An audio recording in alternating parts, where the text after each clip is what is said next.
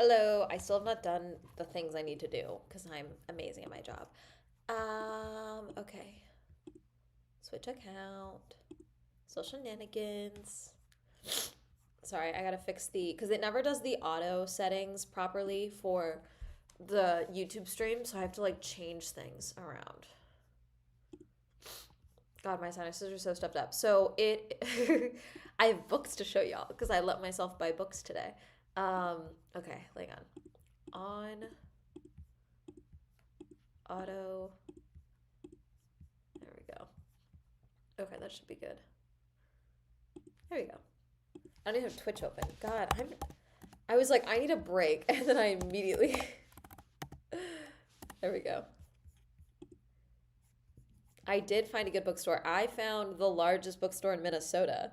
Or Michigan. Why the fuck? Sorry, I admit I was looking at graduate programs. Okay.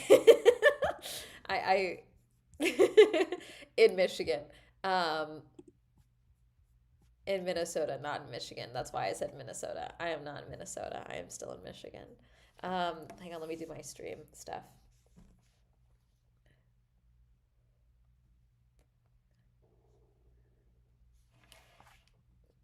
You guys get to see me.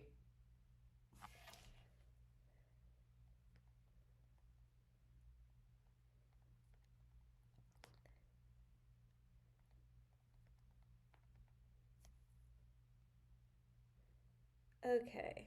Boop. Link. Link. There we go.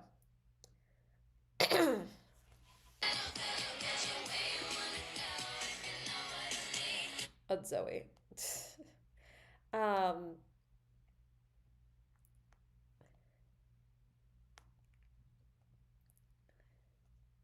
can I be honest about something? This might sound shitty. Can I be honest about something? Feel free to tell me if I'm out of. I'm not moving to Minnesota. Um, Feel free to tell me if I'm out of touch. Okay. And if this is me being too white, okay, or the too woke friend. It's one of the two. This could be like I'm white, and so I see this from this perspective. Um, I have a problem um, with creators of color only complaining about a lack of diversity when they're not invited to something. When they are invited, they are not advocating for other people of color or creators of color to come to the room. Does that make sense? Am I explaining that well? Um, because I see it a lot, unfortunately, and it drives me a little insane. Um, yes, okay. Does that make sense? Because like I witness a lot of tokenism in a lot of spaces, obviously. And like when I'm in a room, I'm like, oh, you should check out these creators, so much. And then I see creators that are like totally cool with being the token because they're the one that got invited. But then when they're not invited, that's when they're posting things, you know? And it just like, like it's like I don't know how to communicate that with people because I'm like, you're right, these are super white spaces, you're totally right, but you only bring this up when you're not allowed into that space, or like someone else was invited and you weren't, you know what I'm saying? Because it's like it's not like there's never like, and I on some instances I'm like, I totally agree, there's not enough people of color in this space, in this trip, X, Y, and Z, totally agree. I usually agree. But it's like this particular person that's talking about it never brings it up when they're in the room, or like when they're invited. Then suddenly it's like, well, I was there. So therefore, this was a diverse thing. And it's like, what are we, You know what I'm saying? You know what I'm saying? Feel free to tell me if I'm being too white. Even harder to get into as a BIPOC. It's what makes the tabletop RPG. Also, hi Spike Lee. I feel like I haven't talked to you in like so long because I've been all over the place this month. Um, but like, does that make sense? Because like, yeah, and like I unfortunately see this with a lot of women. Like, there's unfortunately a lot of women that only advocate. And thank you, Anonymous, for gifting Sparkly a sub. I unfortunately see this a lot with women in general. I've talked about this a lot in the sports space. Like, you don't have to tear down other women to be successful in this space. It's not something I tolerate. I actually blocked like 3 motorsport account creators that hit my feed this week just because they were bitching about women in the space. And I was like, I actually don't want to deal with this year. So I just blocked them. I don't want your stuff on my feed. I don't want to engage with this. If the only videos I've ever seen of you are you complaining about what's already, like, rather than making content, I don't know what to tell you. But like, I don't know. There are creators that I like them a lot, but it's like it's hard to communicate because I'm like, okay, where was this like point when you were the one in the room? You know what I'm saying? But afterwards made total sense. No, I know. That's why I was like, okay, hear me out. Like, let me get through the whole statement. Fully understandable. Very interesting. No, you weren't crazy. Like, because it's like, and it's one of these things where it's like, obviously as a white person I can't talk about this, like publicly past this, but it's like it's something that I see again and again and again, and it's frustrating because I'm like, okay, but like what are you doing when you're in the room? Are you just making sure that you're the one that gets to be in the room? Like, I don't know. I know someone in games who got to be a featured creator for the better part of a decade who now claims the same events are diverse and now citing ageism. Like,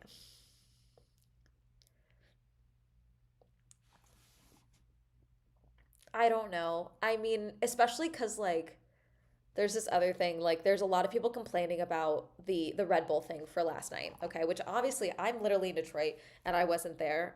There were some people that thought that I was with Ford because I was talking about my media credential. I don't have a media credential with Ford. I was not at the Ford event. I was here streaming. I have a media credential from the Detroit Auto Show. Okay, we applied for that with Swell Entertainment because I'm doing a video on the show. Okay, that's why I'm still in Detroit and pretty much everyone else is leaving because I need to go for the review to a few of the public show days. Um, and it's I saw some things on threads that were like complaining that like it was influencers and not fans. And it's like, well, fans usually are not invited to events like that. That's been the case for forever. I don't know what to tell you. Like, so it's always been industry people. It's always been investors and like journalists. And now we have this cool thing where motorsport content creators get to go. And of course, they want people that are, have a million followers on Instagram getting going. There's actually like this one, that was not the discussion about diversity. That was the discussion about like, well, why aren't fans there, like real fans? Because like, again, the qualifying of real fans. I was like trying to explain this to Colleen as well with like the Formula E trip.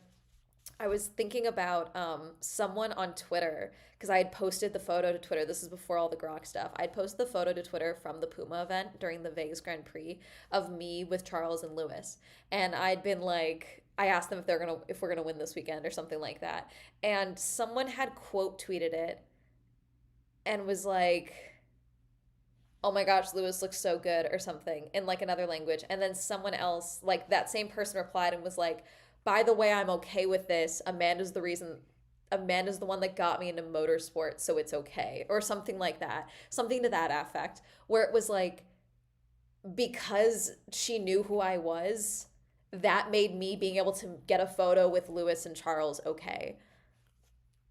Because I wasn't just some influencer, because she knew I was like a fan. And I don't know. Why are we rebranding this? I feel like we're rebranding misogyny. Who would give a shit?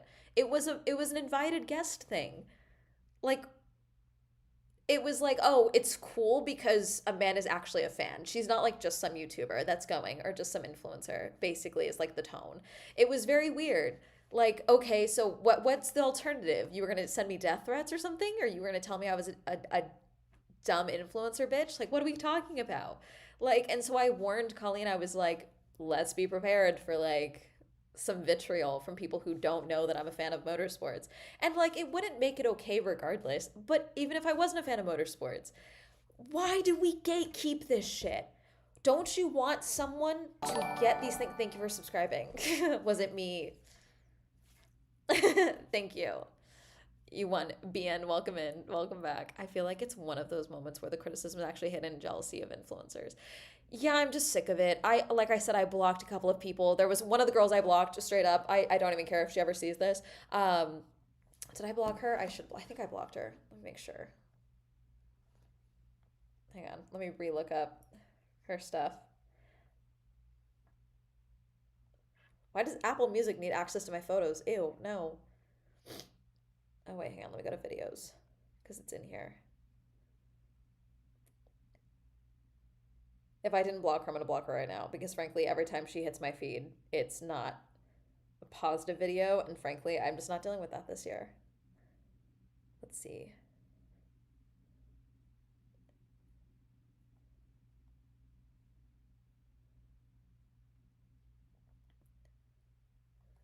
God, I have so many videos on here. What is wrong with me? Okay, wait, where's Vegas? Find Vegas. Did I delete it? There's no way I deleted it. Hold on. I shall find the video. I downloaded it because I was going to write about it, and then I was like, no, I'm not going to give this life. I'm not going to give this attention. It's either this phone or the other phone.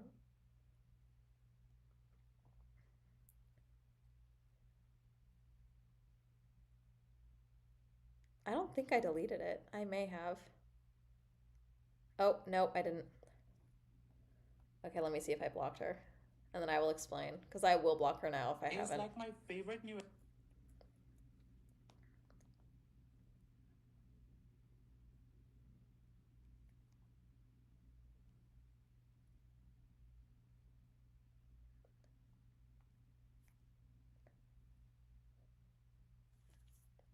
I did not. Now I have. There we go. Okay.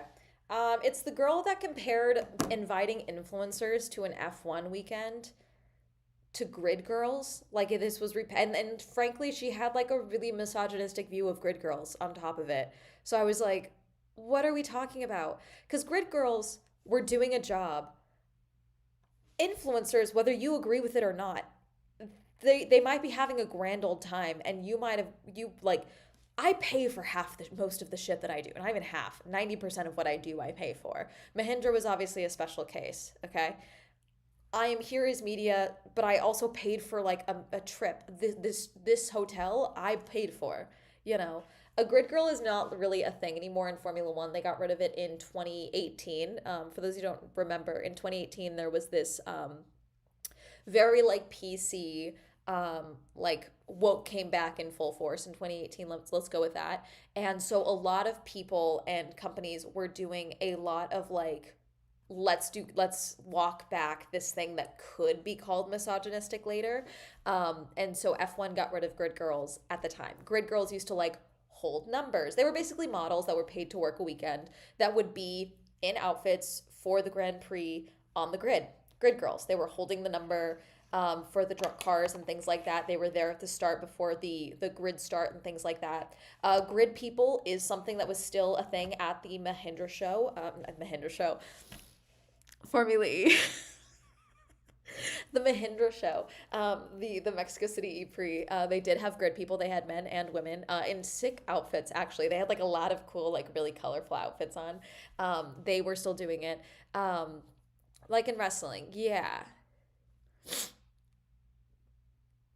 yeah. But those were grid girls. Okay, but those were models being paid a job. Like those were influencer. It was just an insane video and it made no sense and it was like 5 minutes long. I saved it. She deleted it because she was getting dogpiled for it, frankly. So she took the video down, but frankly, every time one of her videos hits my feed, it's not a good video, frankly. It's horrible. So blocked. The end. I'm not dealing with it this year. I want to, as someone that like is known to be like honest, I think people like think that I'm just a complainer. When I give a criticism, it's usually because I think something can be better. Like I'm like, let's make this better. It's not just complaining for the sake of complaining. And I'm not going to sit here and say that I'm the God's given perfect critic or anything like that. But like most things come from the fact that I really do love this sport and I would like these sports to grow. I want them to be successful. I would love for people to find, the amount of joy that I get from motorsport. And to do that, I would love for some hot influencer to become obsessed with Formula E if she gets to go and like talk to Nick DeVries or, you know, get a photo on the grid. I don't care. Whatever gets you in the door, you know?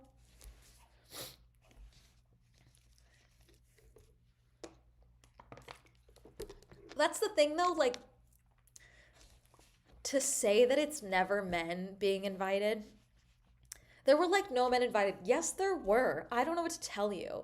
Like, just because your algorithm is not showing you the men doesn't mean that men weren't invited. There was a ton of male creators, male influencers, male athletes that were invited to be guests of brands for the Las Vegas Grand Prix. There were probably a ton at the Ford event, you know. Am I getting those? No, I'm a bisexual who barely tolerates men. Of course, I'm getting shown way more of the women because the algorithm knows that I engage with more women's content. And frankly, I kind of hate when men explain things to me, frankly. So, of course, they're going to show me more women. A lot of women, it depends on your scrolling habits. That's who's being shown to you. It doesn't mean that there's no men invited. It's like, oh, they're only inviting these like hot women. Respectfully, I would also like to look at hot women, respectfully.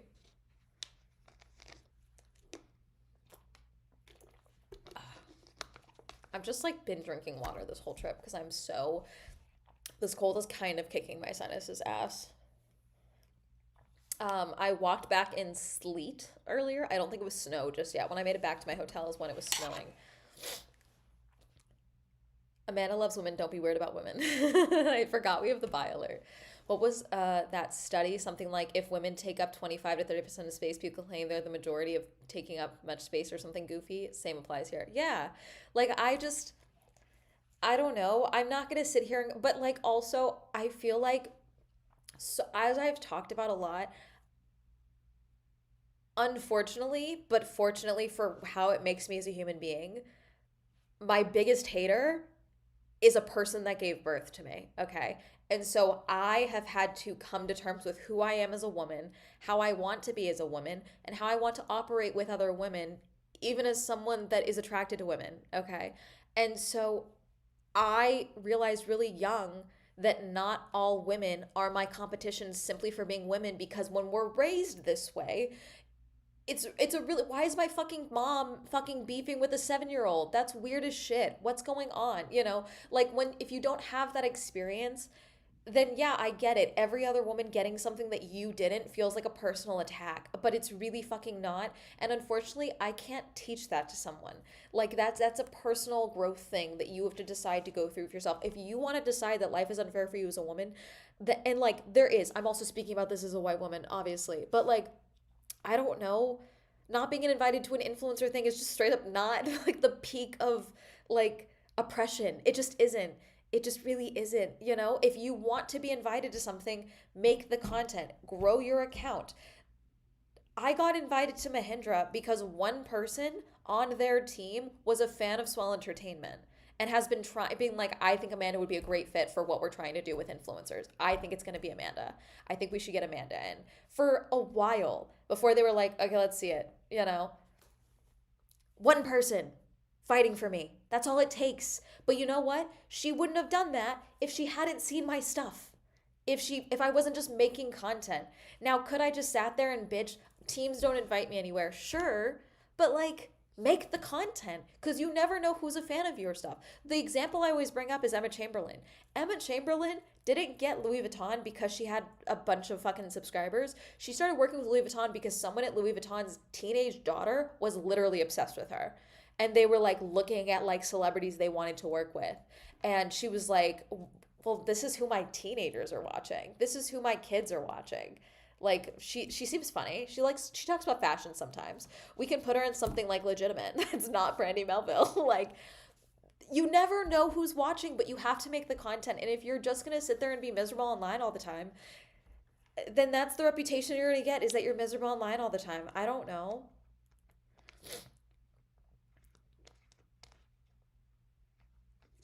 I don't order from McDonald's currently because they're feeding the IDF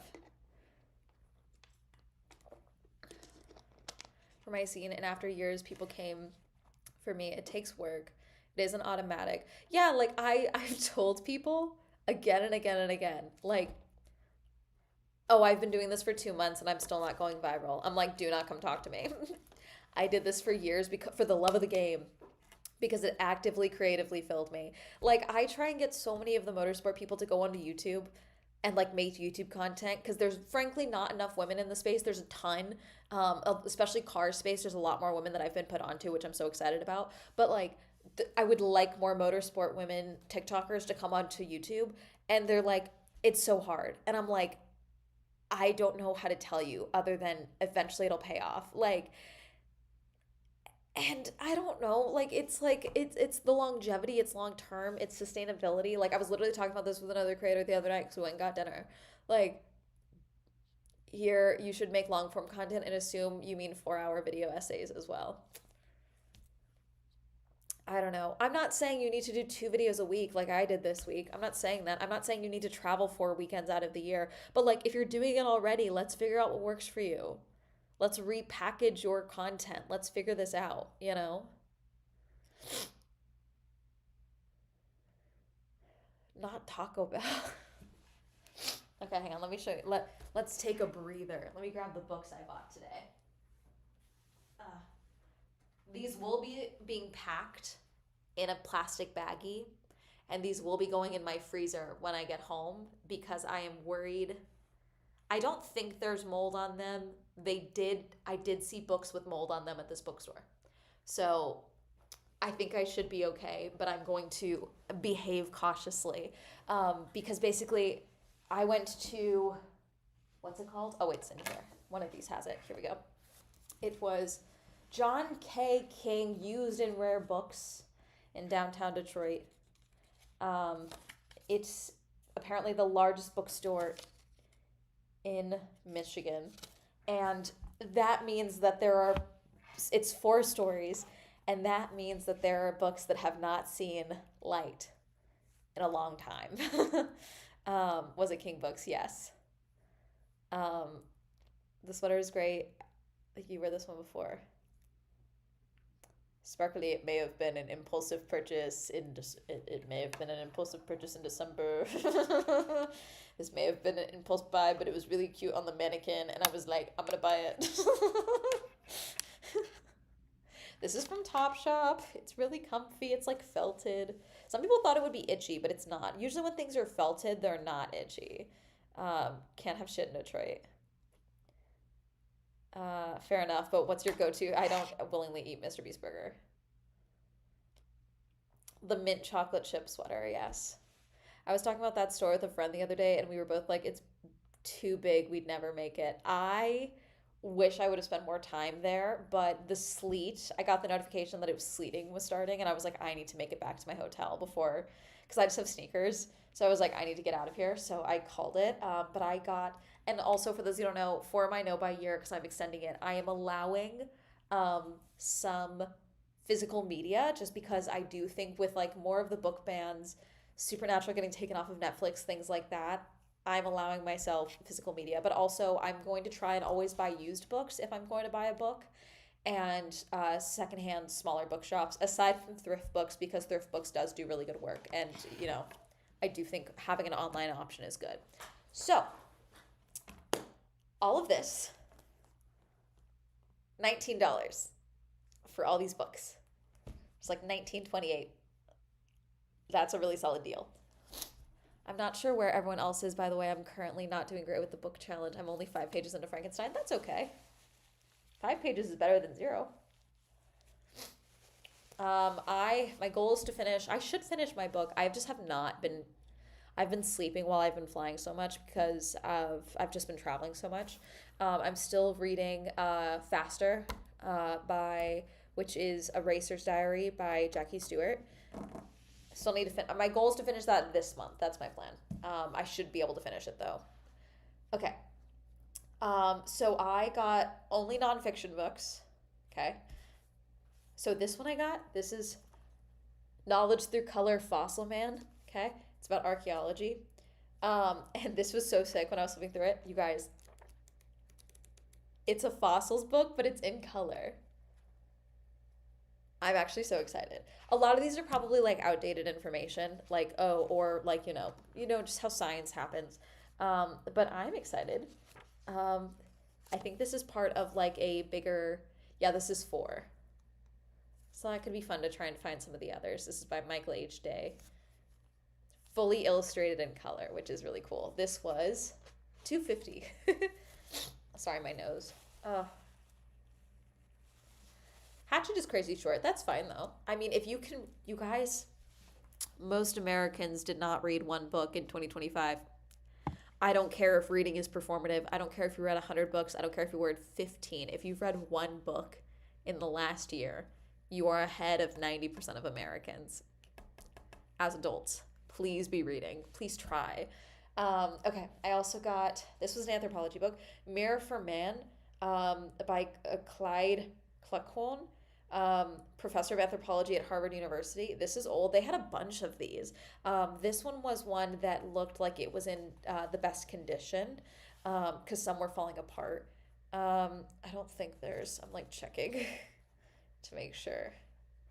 But yeah, this is about, is that dust? They dusted most of these, but still.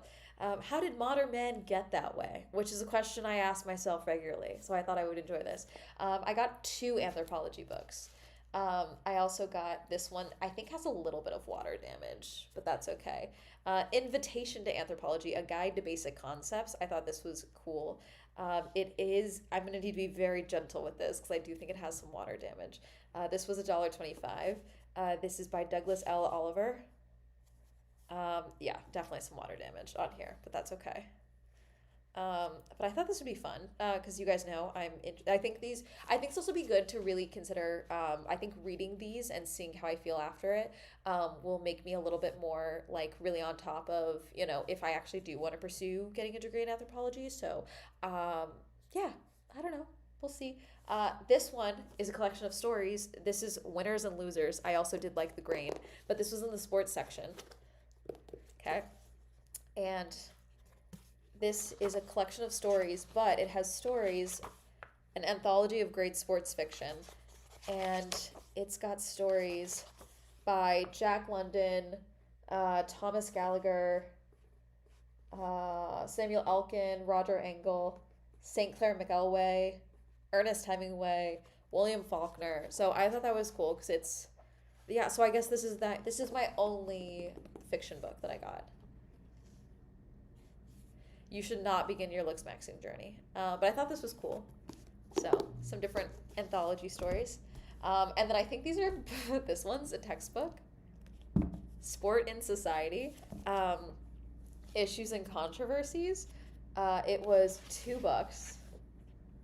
This is a sociology class textbook, but I was intrigued. This is from 1986. That's the copyright. This is the 3rd edition. There was a 4th edition, but frankly, the cover was uglier. So I got this one instead. The purpose of the text.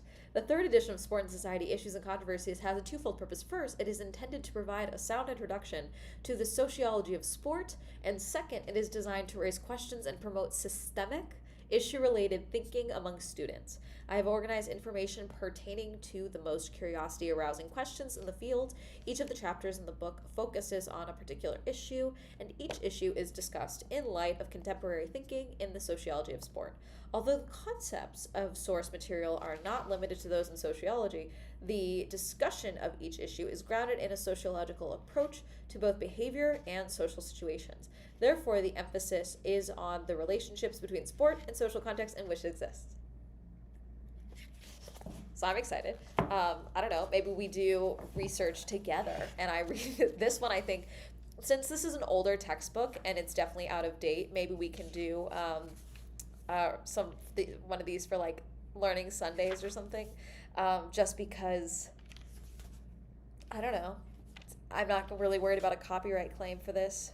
Yeah, sport and the mass media. So I think that could be fun.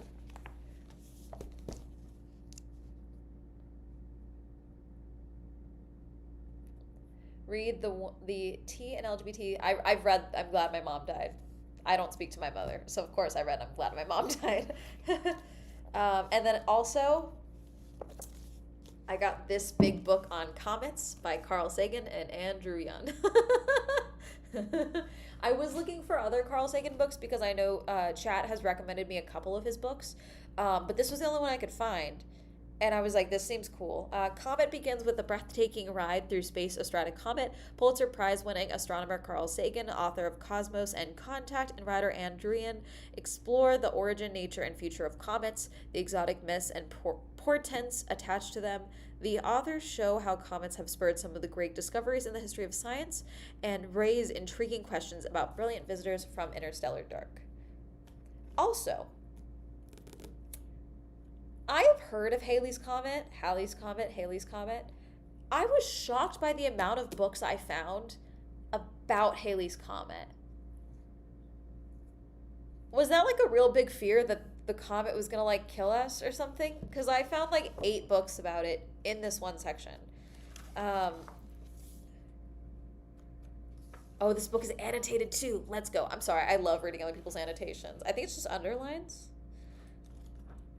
Let's see, do we have a name?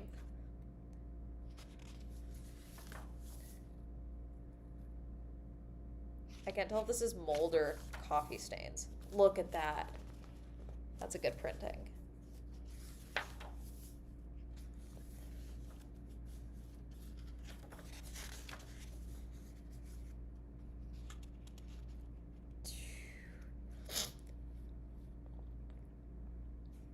Why don't more people create their own curriculum? They can, you know.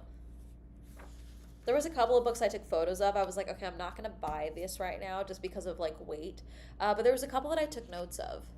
Halley's Comet is neat because it pops up so often in other media, like the Bayeux Tapestry. Yeah, so I took a photo of this because I was like, maybe this is something that I do a research thing on. I took a photo. Hold on. Because I was like, let me look this up later. I literally took a photo of some of the. Yeah, so this whole thing on. I took a photo of one of the shelves on Comets. And Nigel Calder wrote a book that got published multiple times, it looks like, called The Comet is Coming. And one of them I thought was fascinating because it. I don't think I took a photo of the cover. Did I? No. Just that one. Yeah, the cover. But one was like, one mentioned Pasadena, which is in LA. So from like the 80s. The Comet is Coming. It is. Where is it? Nigel Calder.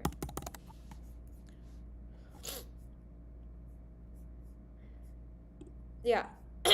Nigel's going to images. Hold on.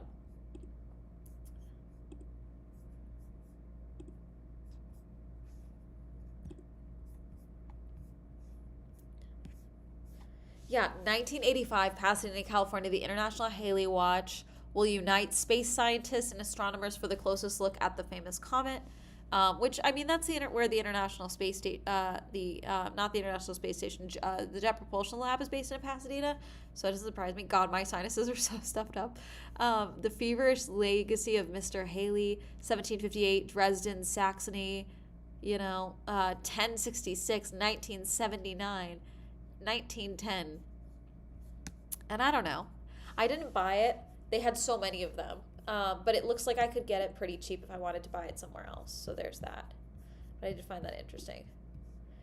I feel like Lore Podcast spoke on it. Maybe. That wouldn't surprise me. I'm 28, so I don't think... Has the comet come around in my lifetime? Hang on.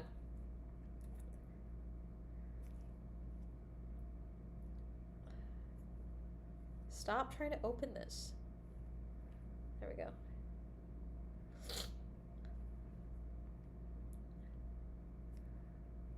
Halley's Comet. A famous periodic comet that returns to the inner solar system every 75 to 76 years, last seen in 1986, and next expected in 2061. Okay, so yeah, not in my lifetime. My dad's lifetime, though. I can ask my dad.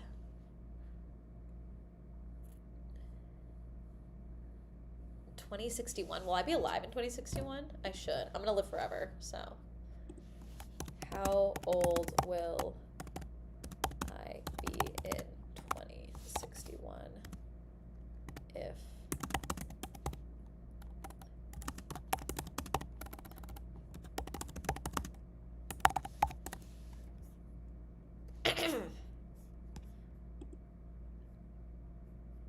birth date? Okay, let's go 2061. Let's do 1997.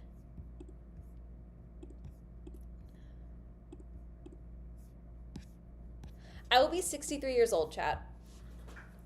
And you know what? I'm going to be a hot 63. You guys are going to be like, wow, still a baddie.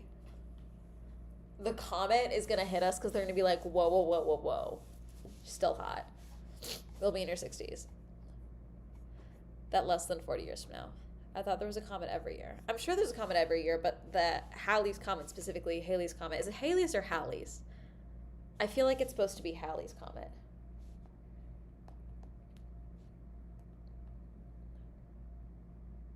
Yeah, I think it's Halley's. Because there's no I.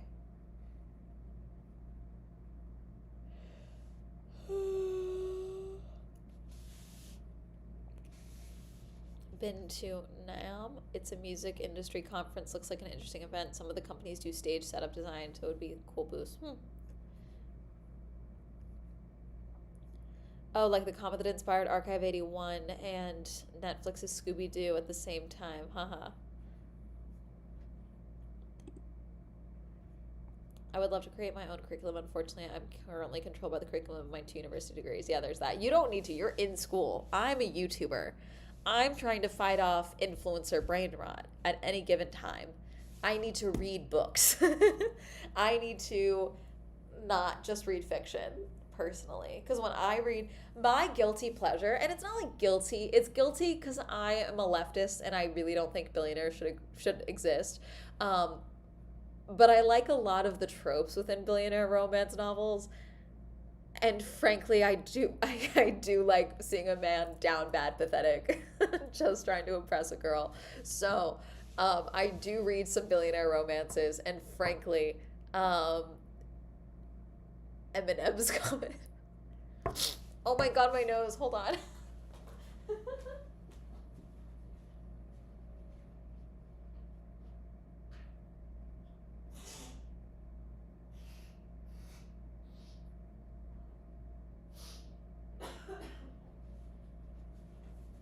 I have some tea. Hold on.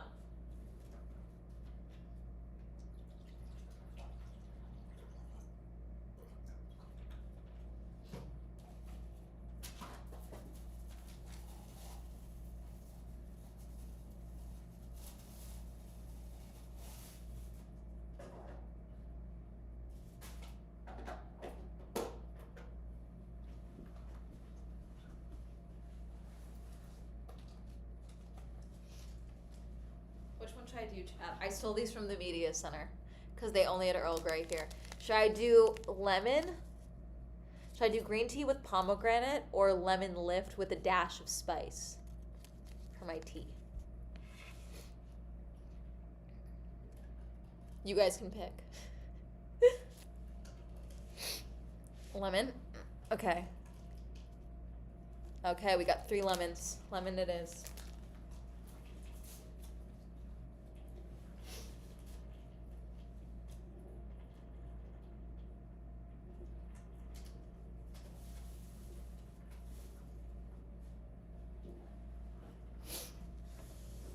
Alrighty. Oh.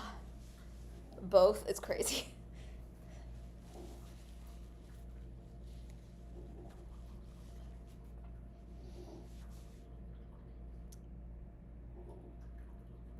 I love green tea. This was good. This is what I've been having at the media center. It's a pomegranate because it's just nice. It's like a soft pomegranate. This is the green tea that I have at home. I have a ton of this because they sell a giant box. Not the one with pomegranate, but this brand of green tea because they sell a massive container of it at Costco. So I have a giant container of it. I've been working my way through it for a couple of years Because frankly, I love an aged tea. Tea gets better the longer you've owned it, frankly. Like the longer it's sat in a dark cupboard, I truly believe tea gets better. Some snickerdoodle syrup. See, I'm not a big sweet syrup person. A mint is a green tea, though.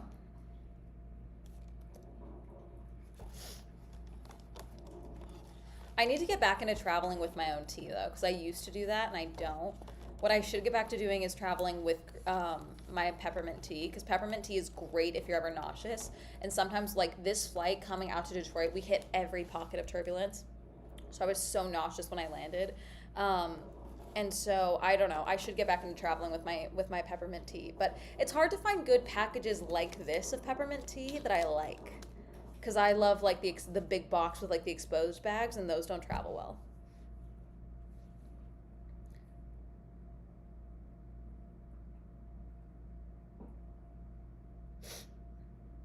It's not a green tea? You have something against lemon in tea? Why? This is a black tea with lemon for the lemon tea. It's gonna be too hot, so I'm gonna let it sit, but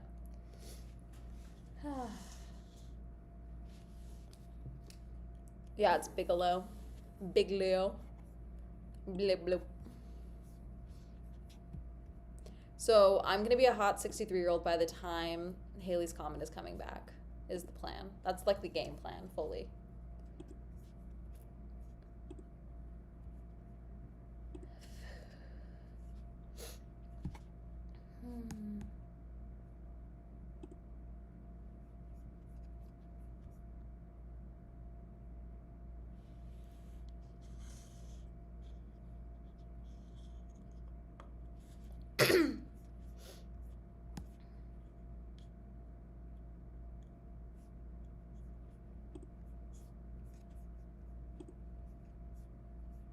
Absolute hidden gems, true.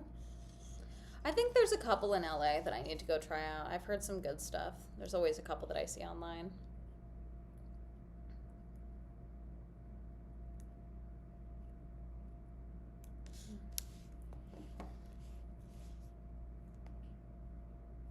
I'm gonna put the TikTok live on too, chat. Sorry. It's the only way. It helps grow the TikTok.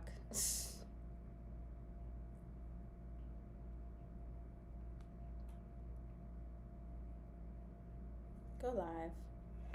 It's also plugged in, so let's see if I can do this. Oops.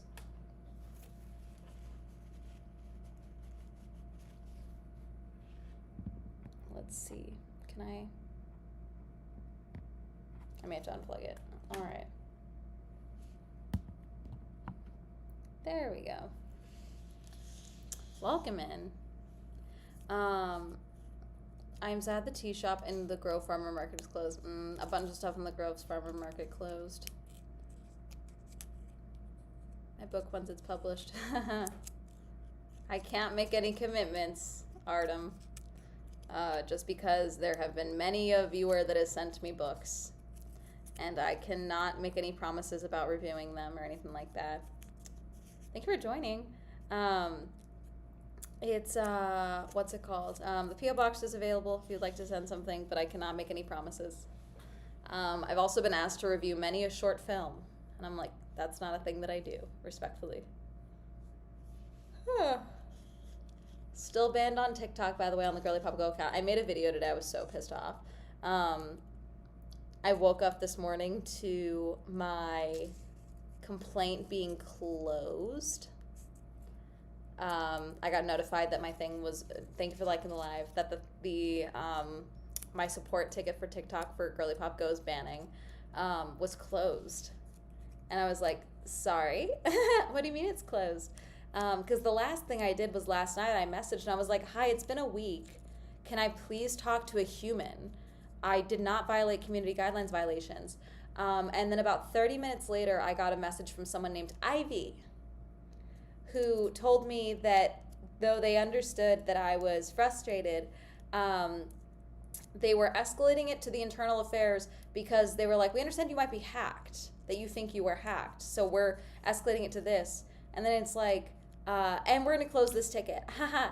So, and then she had the audacity to ask me for 5 stars for the rating system. So I gave her 1 because I was pissed off. Because we never talked. There was no interaction. She sent a message and closed the ticket. So, in a perfect world, let's hope I wasn't actually hacked, but whatever. I've just been asking, what is the supposed community guidelines violation? Because that's what they claimed. They claimed the account was banned because of a community guidelines violation. Tell me, thank you, hi Ricardo. What is this supposed community guidelines violation? Tell me what it is. This is easy. Just communicate something.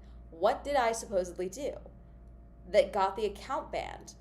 And they haven't been able to do that. They haven't answered that question. They closed the complaint. So I'm annoyed. My manager is now talking to their rep, so hopefully there's something. But this should not still be happening. This is irritating me. The fact that I can't talk to a person. You do not need to swallow a Letterboxd account. My brain doesn't work like that in rankings. My brain doesn't really, thank you for following. My brain doesn't work in the concept of a star ranking. If you guys have ever found my Goodreads, I don't use Goodreads anymore. I'm now on Storygraph, but like there's maybe 1 or 2 star ratings, and usually if it's a star rating, it's because I really want to give something 1 star. It's usually, I'm really bad at, my brain doesn't think in terms of like a star ranking, so I just don't rank books like that, you know? So it got escalated, and the next person is customer facing rep. There's supposed to be a warm handoff. I wanted to speak to a human being, a Measle Weasel. That's what I asked for. The person, I never even spoke to them. I didn't even know the ticket was closed. I went to check it this morning to see if they replied and found out it was closed. Thank you for following and liking the live. Me calling local numbers and only getting robots on the phone. Like, do you not care about your business?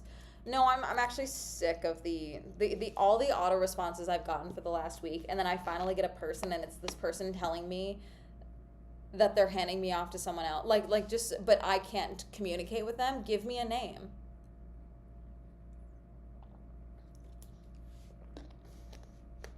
I'm glad my mom died. There was no crazy revelation. I don't think there was a crazy revelation. I was surprised by her.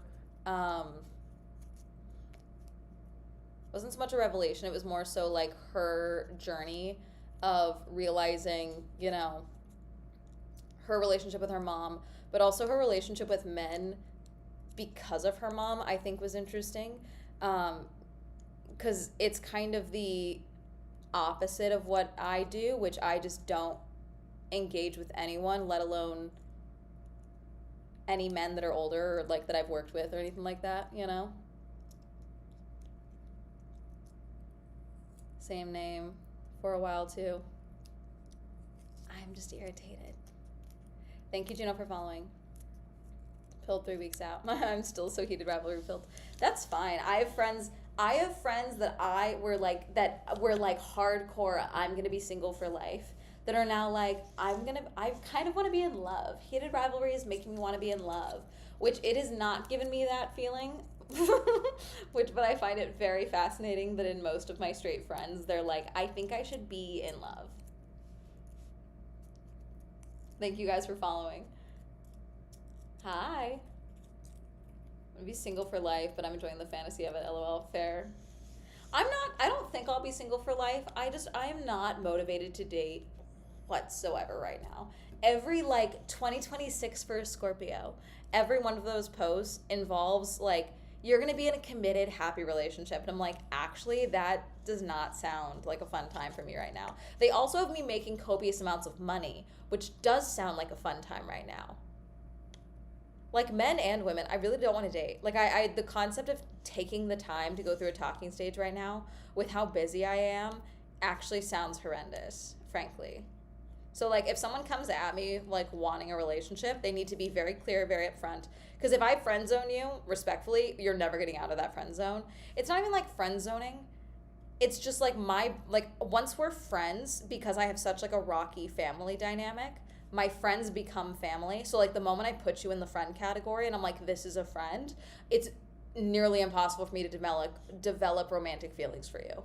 next to impossible. If anything, I have friends that I was like, oh, they're really hot, and then the more I got to know them and we like became friends, I like got less attracted to them. So like if someone wants to like hit on me, they need to be very clear from the jump, and they need to not do the friends to lovers bullshit with me. Also, don't come out with me with the situationship. I pay taxes. I pay a lot of money in taxes. I don't have time for a situationship. I'm 28. Leave me alone. Dating is overrated. Most people want to limit what you're doing, spend time with them, and nobody has time for that. I'm willing to spend time with people. Like if I enjoy someone's time, like someone's company, I will spend time with them. I will make time for people. But like my problem is a lot of people kind of suck right now, you know? And frankly, I don't want to take time to try and figure out if someone's a Nazi or not, you know? I just don't want to deal with it. Just wanted to date in the last decade. Fair. We need a book about dating from me is fun. You want the blind leading the blind? Is that what you want, CEO? It's just me being hostile. A book about dating in which I never once go on a date. Wait, the concept. Coaches don't play. That's the title of the book.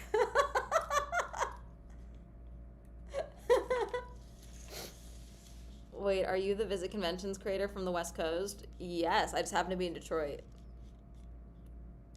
I'm literally here for the auto show, so I can do a video on it. I have a friend who I'm attracted to, but I would never risk the friendship. Yeah, fair. That happens with... See, my problem is that I have a lot of friends that do try and risk the friendship with me, and then I'm like, we have a problem now, because now I'm going to be awkward with you. This friendship will never be the same again. And it's like... It's not necessarily their fault. Like, I'm wonderful. I understand falling in love with me. I get it. I'm kidding. But also, like, I'm not gonna, like, I'm not, like, angry or anything like that when someone admits they have feelings for me. But, like, I do have to break, like, I'm like, hey, this is not happening, and also this is going to ruin our friendship for the rest of time. Like, unfortunately. Basically a cart convention? Yes. Ah, Dave.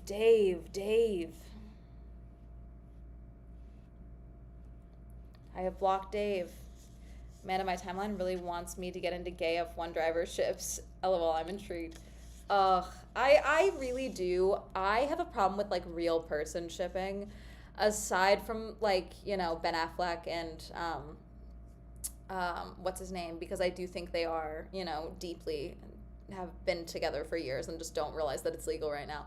But I really don't get into real person shipping because a lot of, I've seen it, I've been online for so long that like I do see how it decimates friendships like in the YouTube space and things like that. And so I get it's a part of fandom. It's one of the reasons that for myself, like I acknowledge like, hey, if you want to write fan fiction about me, that is totally cool. But please do not include other creators, and especially not people don't include other creators that haven't consented to that. Don't ship me with like other YouTubers and things like that, because it's not fair to them, because just because I understand it's effective fandom and I'm okay with it, a lot of people don't. And like, I don't know, I feel like a lot, like I think Harry Styles has talked about, you know, how weird it is that a fan fiction, you know, AU of him being kind of a shitty dude, like got made into a movie, you know. Yeah, Dan Howell talked about how IRL shipping almost messed up their relationship. Yeah, and I'm assuming, like, it's one thing to be like, oh my god, you're so hot to, like, an F1 driver, but, like, another thing to be like, yeah, hey, that's your teammate and someone that you've known since you were a child, that you've competed against since you were a child. Like, you guys are, like, in love. Like, using ship names from team admins and stuff stresses me out. It's a part of fandom. I acknowledge it's a part of fandom. It is something that does make me uncomfortable. But yeah. Crazy how Dan and Phil Craze shippers were right all these years. Yeah. I mean, I just think it's cute. I don't think it's like a real thing, if that makes sense. Yeah. When I first got into F1, there was this one subset of content from like real life shippers that were convinced that if one of them were a woman, they would be together. Like it was just like internalized homophobia that was keeping them from dating. It was fascinating to see. Like, it was this whole I don't think they still exist in that same way. They may have shifted. But it was like, they were like, yeah, if Charles was a girl, like, then it would be okay. And I'm like, what?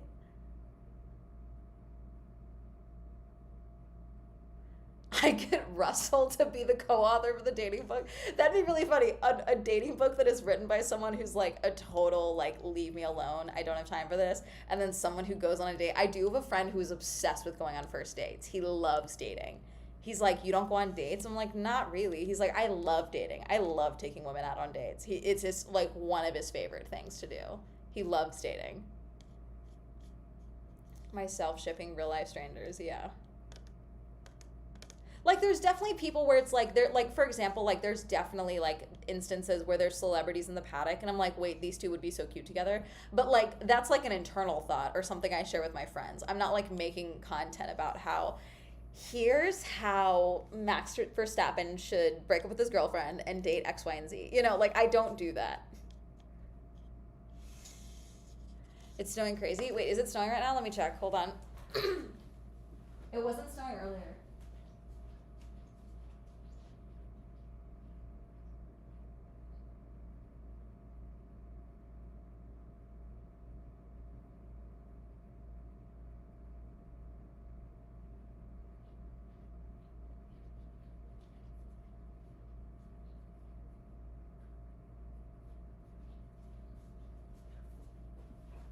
Okay. It is not currently snowing. It was earlier.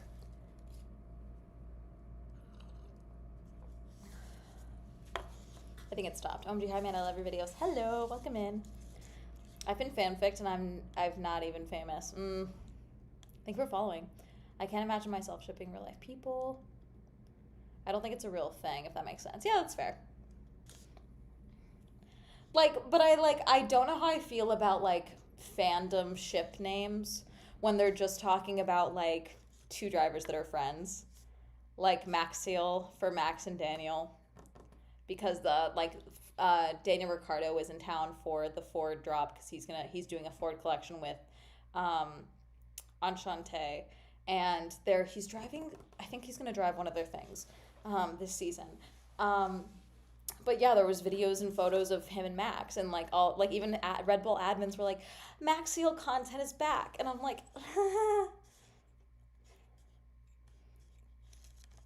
this stresses me out because like I don't know, I've seen how bad things can get when properties and like Formula One is a property, a team is a property. It just doesn't have to be like a TV show. Lean into the fandom element of things a little bit too much and how that can get out of hand. And it stresses me out when I see admins engaging in it. You know what I'm saying? It's actually insane, lol. It has shipping. Everything is shipping culture. What is it? Rules 34? That's if there's if it exists, there's corn of it. There is corn of F1, but you know,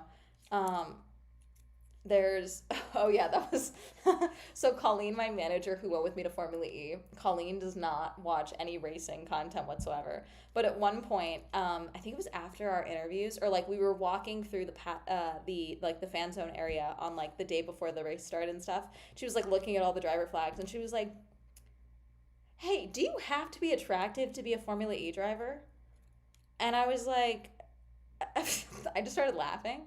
And I was like, I don't think it's a requirement, but I think it does keep happening.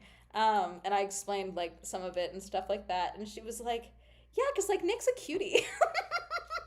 Because I talked to Nick and Edo. And Edo's super tall and very intense.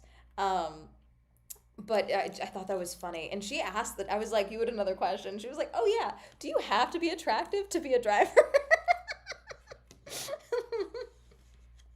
And so I thought that was funny. Does well this year. I'm sick of seeing his season go down the pan. It happens, you know. I mean, he did very well in Mexico City, by the way, obviously. It was very funny to hear Love Story all of a sudden. And I was like, Love Story? And they were like, oh yeah, every time he wins, they play Love Story after the podium. Because he loves it. I was like, all right. Then Rule 34, if there isn't, it's being made right now. Yes, Rule 34 and Rule 35. Girly Pop Go is not back. Is it back? Is it back? Let me get the work phone. Where is it? I had it here.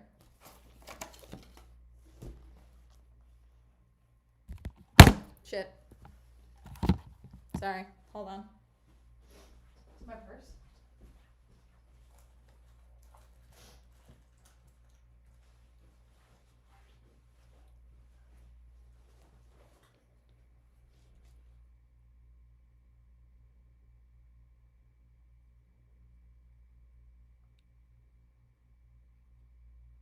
Hold on.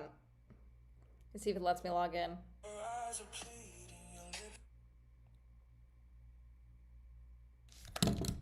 Sorry, TikTok. I got a message, Colleen. Hold on. Hold on. Hold on. Hold on.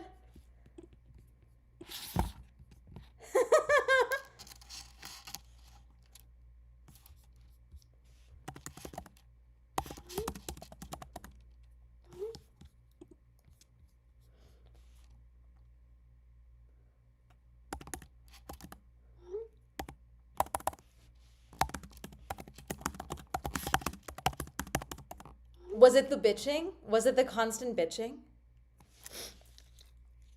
Hold on. I'm literally live on the other account. Guys, I'm out of jail. We're back, baby. Get ready for motorsport content. I'm literally live on the other.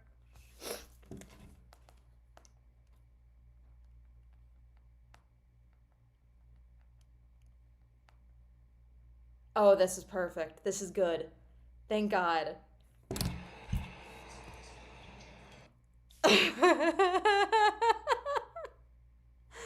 You guys don't understand. You guys don't understand. I literally, before we went live, I was on the phone with Colleen, my manager, and I was, because she was asking for updates, because she was going to escalate it with someone. And I was like so frustrated because I did nothing. Let me check TikTok Studio and see if there's any, like, are there any alerts giving me anything?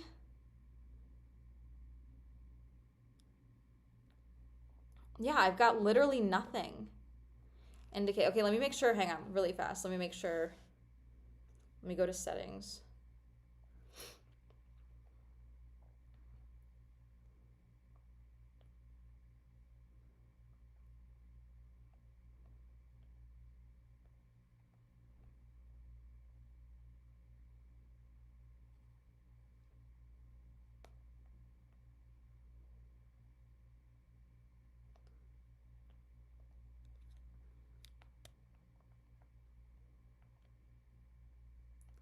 Hang on.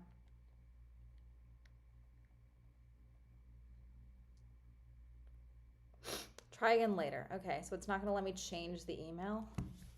Hang on. I'm worried someone hacked the account and changed the email and that was the issue, but let me check. Okay, wait, this did come through. Verify, continue. Okay, wait.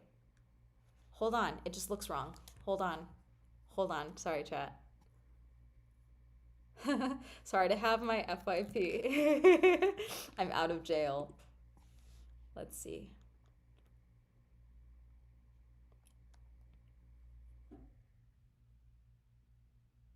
Okay, it still says email has not been verified, but it just did.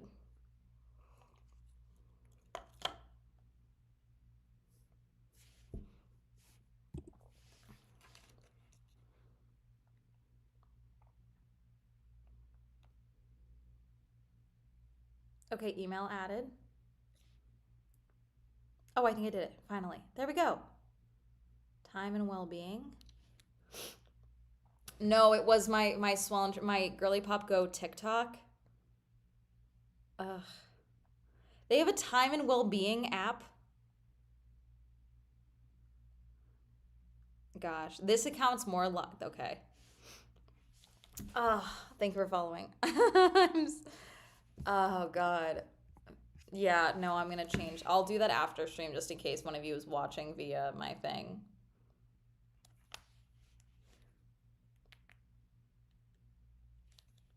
Ugh, God. Okay, hang on. Copy link.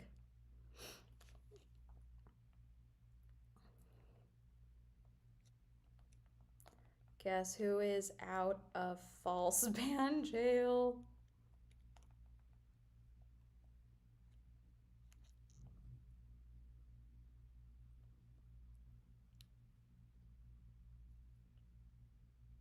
Come on.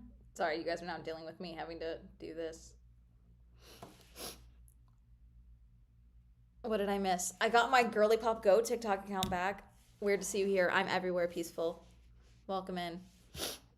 Ugh, God. That took 9,000 years. Literally, it's been a week. I was worried it was this video that got it banned because this was the only thing that made sense. This is a video that I posted on...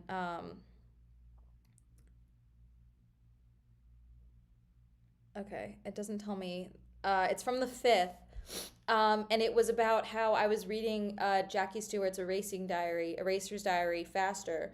And I talked about, how I think it should be required reading for race fans, modern race fans, because of the amount of, death that they experience. And I talk about a couple of the instances that he details in like the span of like 5 days in the book, because it's in diary format. And I highly recommended it, but I was worried that that's system notifications. Yeah, I've got nothing here to indicate.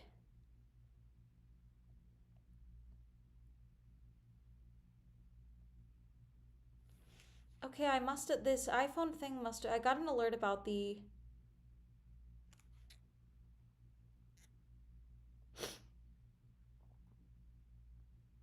Okay, was that my email? I must have verified something and that's why I got that alert. I don't know what the deal was. There's no weird messages. There's no weird message requests. Yeah, I don't know. While you're in Michigan. I went to a bookstore today. I was gonna maybe go to, I think it's an art museum, a lot of people were recommending me, but I've just been editing. I have the auto show tomorrow, the public days. This was like my only free day and I used it to catch up on work and yell about TikTok. Thank you for following. But yeah. This is Topshop. Here, I'll show you. I should be better at linking things for y'all, but I'm not. This is Topshop. It's a medium. It's the mint chocolate chip sweater, as I call it. Mint ice cream. So we think the account was banned Wednesday, and then I was made aware of it Thursday morning by another creator because she was scrolling and she was like, what happened? And I was like, oh, I have no idea, because they didn't even tell me that my page had been banned. I literally have no alerts. This is actually insane.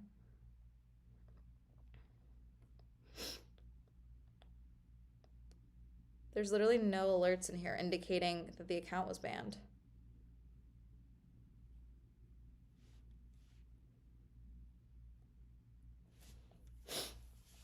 John King book, yep. I already went through the books that I got, but I'll show y'all. I got mostly nonfiction aside from one anthology. Invitation to Anthropology.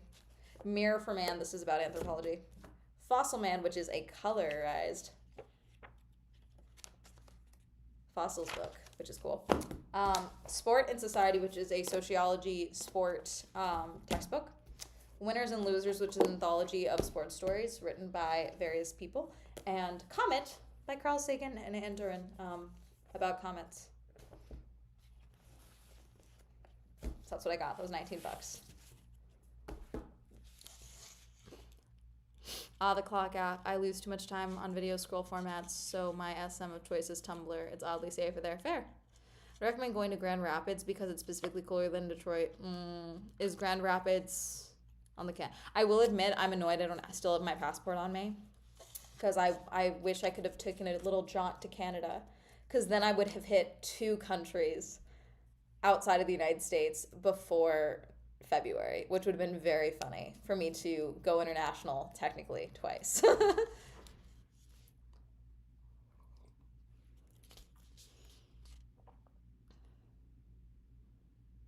Yeah, I wasn't able to use the manual elevator because they was like, hey, if you need the elevator, like, please come get people. And I was just going to watch. Thoughts on Lewis getting a different engineer? I'm ready for Ferrari to lock in, so I hope this is a good sign, because they just seem to not vibe. And it doesn't necessarily mean that his engineer was bad. But, like, sometimes it's a very personal dynamic, and unfortunately it's kind of like finding a therapist in a sense, or like I think a tutor might be a better analogy, just because like you need someone that works with you really well but that can communicate what you need really well, and unfortunately I don't think that's what Lewis had with his previous race engineer. Thank you for following. Pink Couch Girl, I like that name. Obligatory go green. Night, y'all. Bye.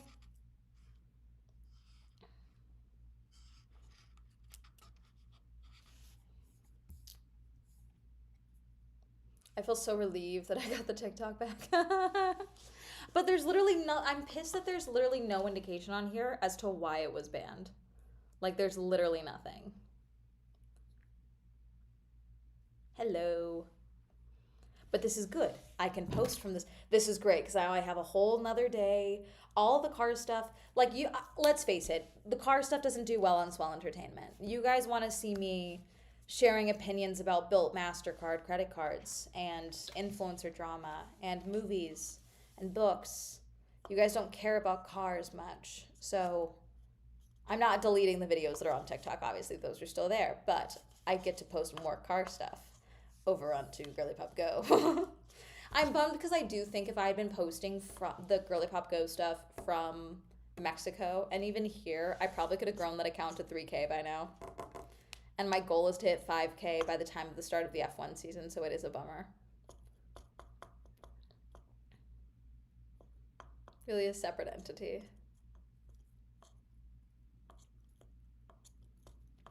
That's true, LOL. Yeah, like I fully acknowledge you guys don't want the car stuff, and that's okay. Like I love it, but that's one of the reasons, since I want to make it such a big part of my content, it makes sense to have a separate page. Plus, I've literally had people being like, I can get you invited to things with 5K on Girly Pop Go because I can sell you as car girl. I can't sell girl with 60K who does everything on TikTok. I can't sell that. I was like, okay.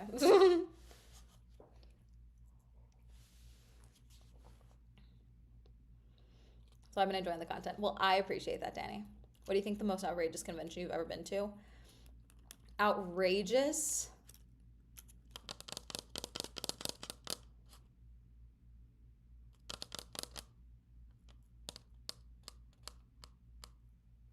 I mean, logically, I don't know. I feel like Alien Con was so all over the place. Okay, Alien Con, it's an old video. This is from 2020. Okay, so I went to Alien Con because I met the person who put on Alien Con at the raid on Area 51 in 2019. Okay, and she was like, "You should come check it out." So it was like one of the first times. Not the first time I traveled for an event, but the first time I flew for a convention.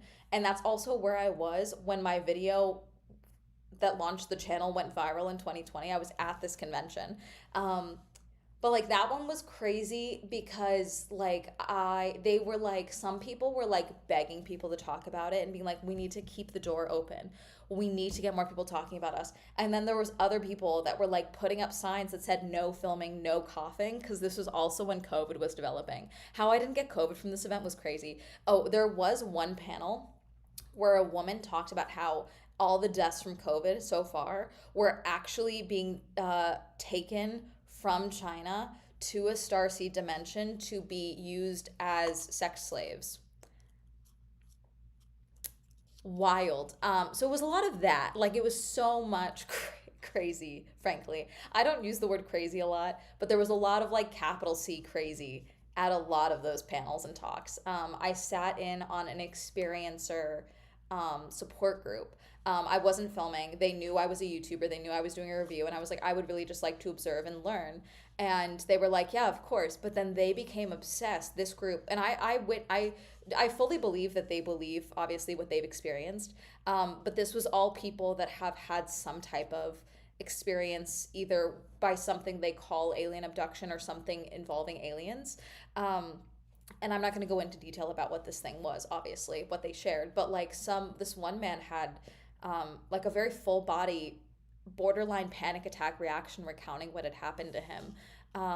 And then after like everyone kind of shared, they were like, kind of became obsessed with me, like also being an experiencer. So they kept asking me probing questions. trying to figure out if there was anything in my history that they could attest to an experience. So they were like trying to bring me into the fold and saying like, so basically I was like, oh, I sleptwalked quite a bit as a child. They're like, that's an experience you've experienced, that you were being called to by your home planet. Like they were bringing me in a lot, like probing questions, I should say. So that was probably the wildest one, because I don't think I've ever experienced something to that degree since.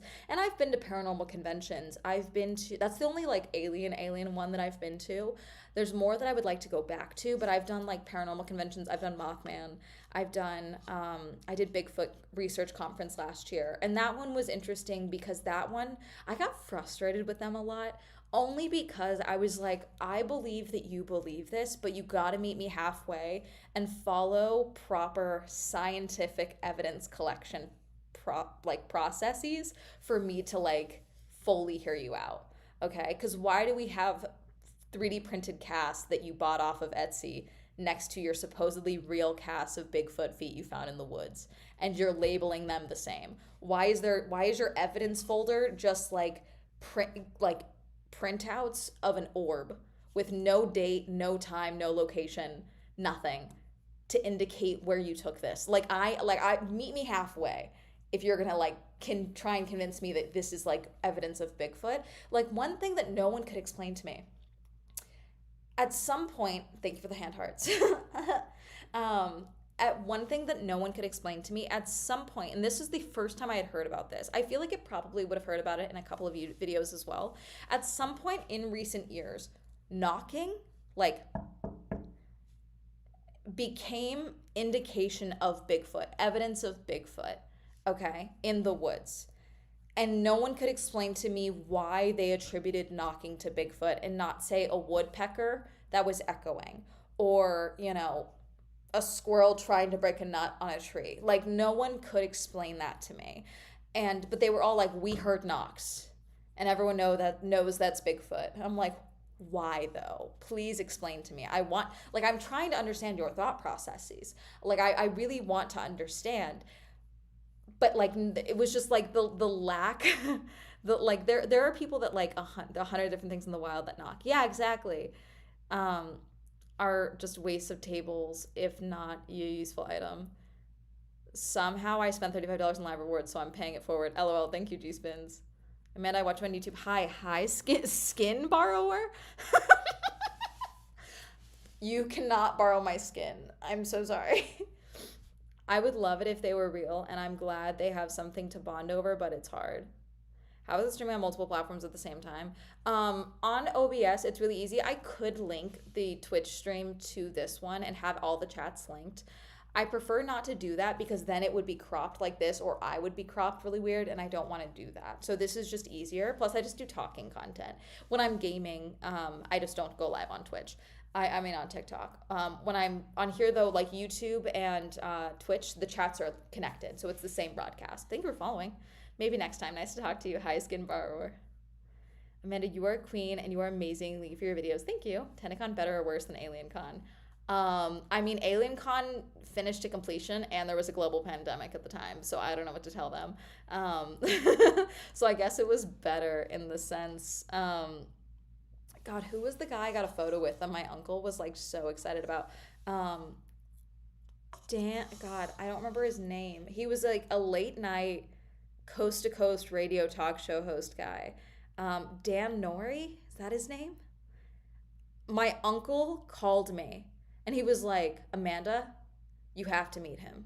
He's talking about AlienCon. He's gonna be there. You need to go talk to him. And I got a photo with him. And he was so excited. I got a video of him saying like hi to my uncle. He was so excited. That one was funny. Yeah, George Nori. Yeah. Low key, I feel like if I were to do like another podcast, like I every once in a while I consider doing another podcast, but like not in the vein of Swell Entertainment whatsoever. I either feel like it would be like my self-curriculum, like me doing research papers, and like I do breakdowns of books and things like that, or like topics that I'm like, I had this question, let's find the answer together, and that would be the podcast. Or I want to do like a coast to coast style radio show where like people come on and talk about their stories of like paranormal shit and things like that, because I have so many questions and I want to do that. Like there's so many things like that I find so interesting. What has been the product you reviewed for a video and still occasionally think about? Think about? I feel like the Pillow Cube is one I thought about. I used the Pillow Cube for a while. And it just like, in theory, it should work for me because I'm a side sleeper, but it was just like I could never really get comfortable for it. Square food every once in a while. It's so funny the amount of creator friends that I have met like in person, and they're like, by the way, because of your video, I ordered Square Foods and I tried it. I'm like, why did you do that? I told you not to. And they were like, well, I wanted to, as you said, figure it out for myself, but you were right, it was not good. I thought it might be good. I'm like, that's crazy.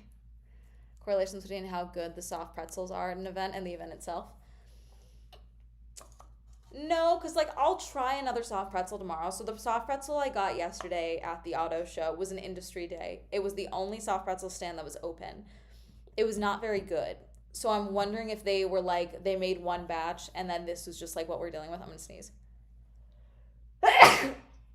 Or they defrosted one batch or whatever. Tomorrow is a public day, so we'll see how it is tomorrow. Because what it could be is that when they're made in bigger quantities, it could be better. So it could be dependent on the type of day of the event it is. I've had some amazing pretzels at horrible events, so it really does depend. I just love a soft pretzel. It's not a convention food. I just love a soft pretzel. Where has the best soft pretzels you got? I love an Auntie Anne's. I love a Wetzel's. The Bigfoot conference, they made special. This was a nice touch, which I liked. They made special pretzels for the Bigfoot convention that were in giant foot shape, with like literal, like it was more like a pizza dough pretzel than anything. And it was pretty good. It was just huge. Like it was bigger than my head. There's videos of it on my content and on Instagram and stuff. Oh, Dongo. Yeah, Dongo at the Japanese Grand Prix.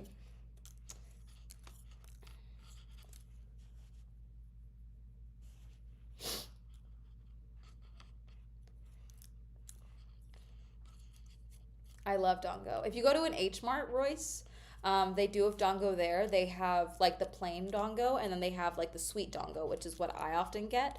And that's got like that sweet soy sauce thing. Pretzels or Dongo? Oh.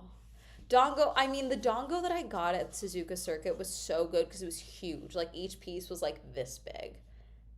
And it was a bunch of them. 2026 season, perhaps. I think it would be really, really funny if Cadillac and Audi were like just far enough in the back of the grid. I think it would be really funny. Yeah, I got cut off at Suzuka. They cut me off from Dongo. That's how much Dongo I ate. An Amish pretzel? No, I've never had an Amish pretzel. Soft and buttery? Ooh. Will you be going into more cons with VTubers? Maybe. The only reason I didn't go to Off-Kai with Anarchy this year was because they made it the same weekend as VidCon. And I was already coming back from France. And so I was like, okay, I can either fly back to LA or I can fly to San Francisco and then do all the rigmarole of going to there. So I just picked one. Mercedes in the back would be funny with how the engine is currently not working in the car. I think I don't know, every piece of information that comes out right now, I think is bullshit. Like, everything about Ferrari apparently having development issues, I'm like, this is giving rumor. Like I think that if I was a team right now, I would purposely be leaking false things about my development to be able to just fully focus on the development itself. It's a felted sweater. It is cozy. I live down the street from an Amish bakery and those donuts, 10 out of 10. I don't even like donuts, dude. They're so good. Stay true to your heart. This is why I know Amanda is legit. Stay true to your heart. LOL. Because I got cut off from Dongo at Suzuka. I literally just watched your CES video. LOL. I live in Vegas and couldn't go this year. You didn't miss a whole lot. Like, and it's like I've seen content where some people are like, oh, this is cool. Like, there's been a couple of things that I've seen where I'm like, that's cool, but it's like not enough for me to be like excited. You know what I'm saying? Mm-hmm.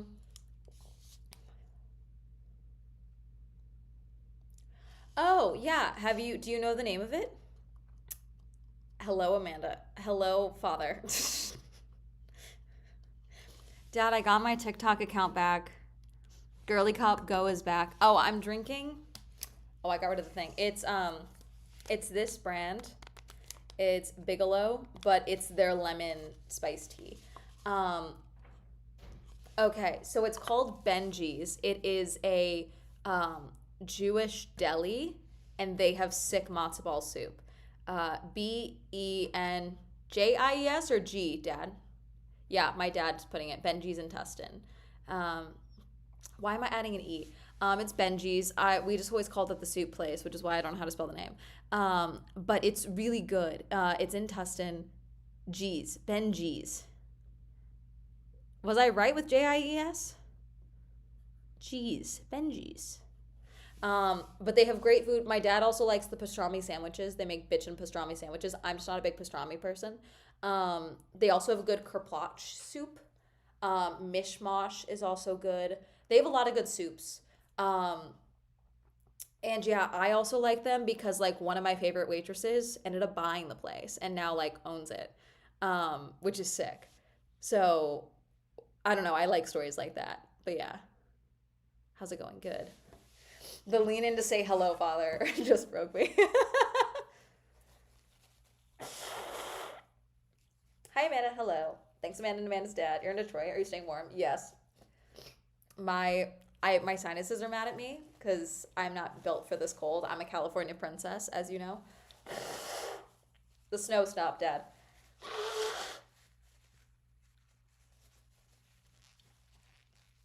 But my sinuses are mad at me because of the snow. But let me see. Let me give you guys the forecast currently. We had a high of 30 today. It's currently 28 degrees right now in Detroit. I did not finish because at home my internet is out. So my cable is home finally. But alas, it is what it is.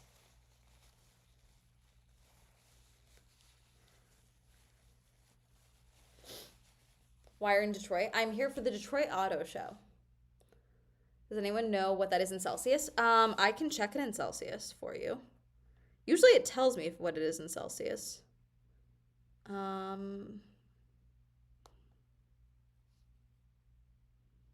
here we go. I can change it to Celsius. So that's -2 in Celsius, what it currently is. It's -2. Our high is -1 in Celsius. Detroit. Detroit. Detroit. Detroit, Michigan. Oh, that's not bad. I'm from California. Okay. In California, let me give you the comparison. Oh, I don't even have California on here. We do Los Angeles. Here we go. It's currently 79 degrees in Los Angeles in Fahrenheit. In what's it called? Let me change where is it? Come on. In Celsius, that is 26 degrees. Okay. So I'm not built for this. I'm not raised in this climate.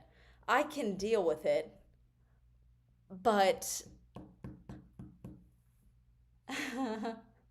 yeah, that's what I'm born into, you know.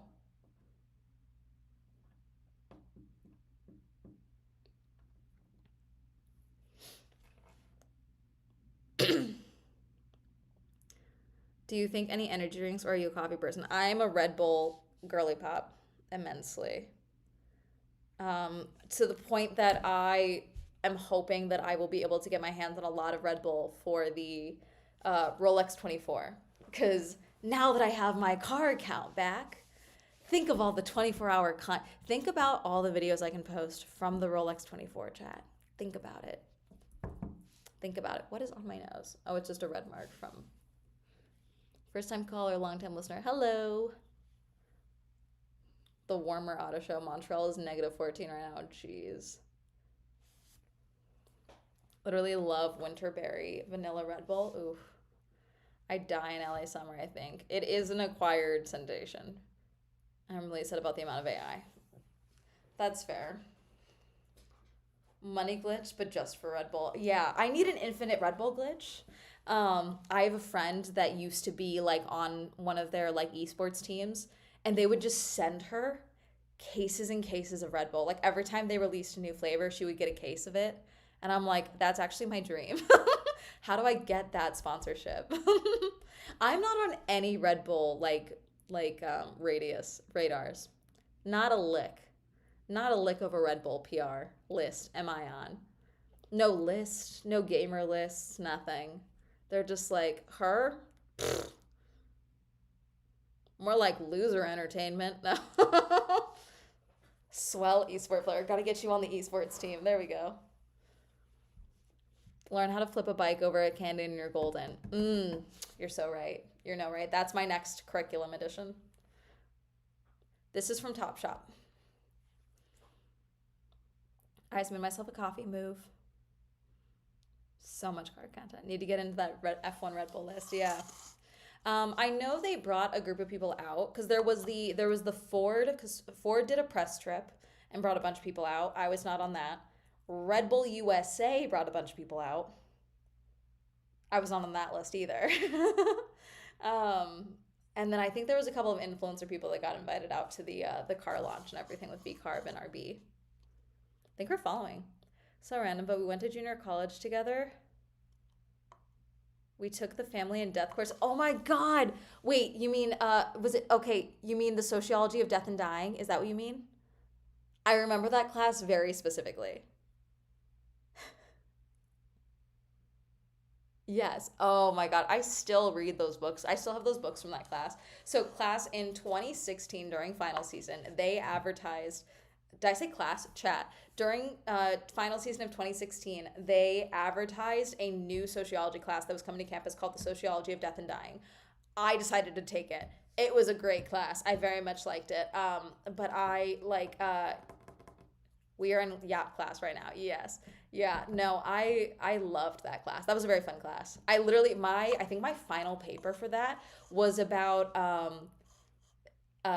death in Steve Rogers as in Captain America's cinematic universe storyline. Like I think I literally talked about like the role that death played in his character development for my final paper for that class.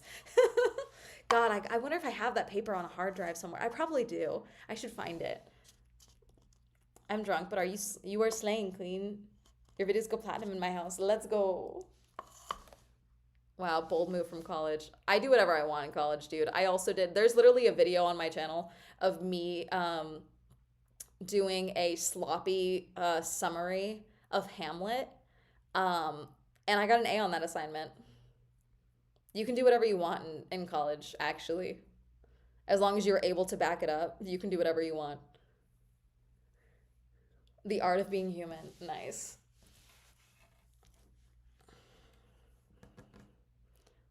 I turned in a design where I finger painted. I got an A. Yeah, like that. The thing for college is if you can like write well, you can get away with a lot. That's why that one girl should have been failed from the University of Oklahoma. Because she could not write for shit. If she had cited the Bible, if she had cited anything, I would have been like, I think this argument is dumb, but you made it. You did a proper argumentative essay. My college entrance essay was about how I love movies and geckos, and I got a full ride. I totally agree.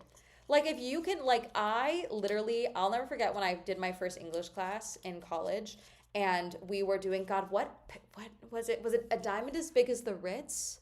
Or was it, I want to say it was A Diamond as Big as the Ritz or another F. Scott Fitzgerald book. I don't remember. But we were doing an essay, and she was so impressed that I was able to make my arguments without relying on summary to get to our word count. And she was like I'll never forget, because we had to always go to office hours while we were working on the paper, so she could check it before it got turned in. And I'll never forget, she was like flipping through and she was like, really good, amazing. Okay, I was like, I feel I'm on cloud. I should rob a bank. I feel great. I took an ethics in film and gaming class where we talked about choices within and why people are drawn to them. But also, I'm a class A bullshitter, chat. Like, I can make an argument, but I also can bullshit. I had one class, I didn't do a lick of the reading. Not a single lick. And he would like come, my professor would come around. My professor loved me too, that also helped. Because I talked in class, like if I answered questions. Also, if you're engaged in class, a lot of professors will like you.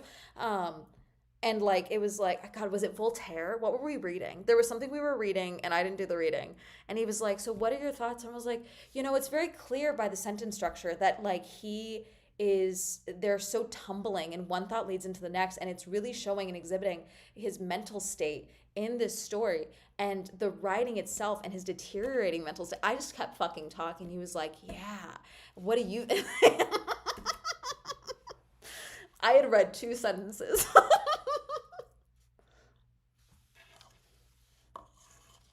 Don't know if you've heard this, but you look like a super famous singer in the UK called Becky Hill. Now you're gonna make me, that name sounds so familiar. Now you're gonna make me look up Becky Hill.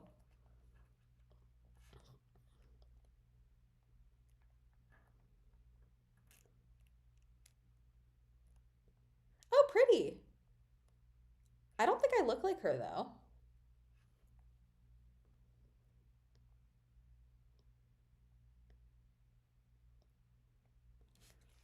I don't think we look alike that much.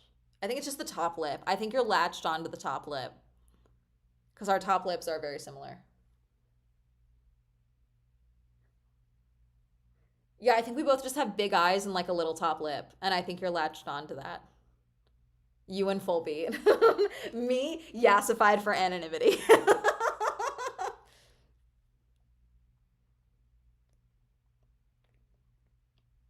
I think she has a longer face than me though, too.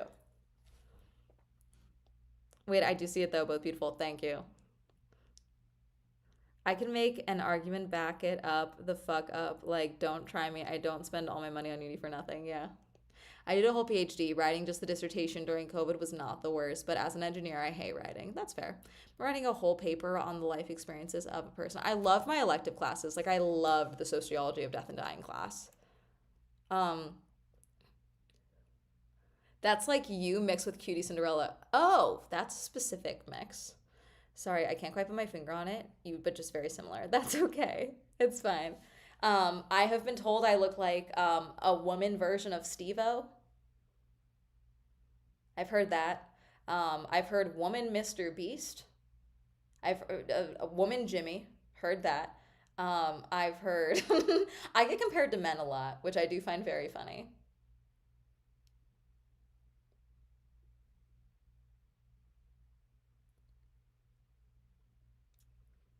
Mama, those are hate comments. The Steve-O and Mr. Beats comments are cyberbullying.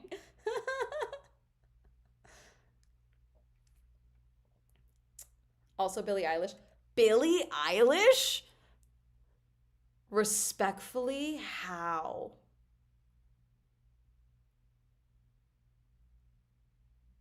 You look like Amanda Golk. I don't know if you heard that before. Oh my God, I've heard of her. She's so hot. Thank you. I have heard Olivia Colman, Allison Janney. Allison Janney, I've heard for most of my life. So I do feel like a full circle will be me playing her daughter one day. Uh, like you could be Billy's sister. Billy's sister. This is so specific. Called you a gonzo historian. The gonzo historian. Okay, I'll take it. I'll take it. I hate the ASMR, but like at least it's calling me the gonzo historian. Sorry for fully detouring your live. That's how all these lives go. You're fine. If we put glasses and a sweater on Billie Eilish and squint, she wears glasses all the time. I'll let my roots grow out and then I'll dye them green. Maybe I'll do that next. You've got Julia Roberts' smile, not Steve-O's. What's the oldest gift card you have? Oh, probably a Subway gift card, frankly.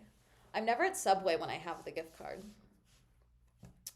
Only one way to prove it: if she looks like Billie, she needs to dye her hair neon green. Need an eyebrow tutorial? I didn't overpluck them, and now I just color them in with a Kosas pencil. I'll show you. Hold on, let me get it. This is the travel one.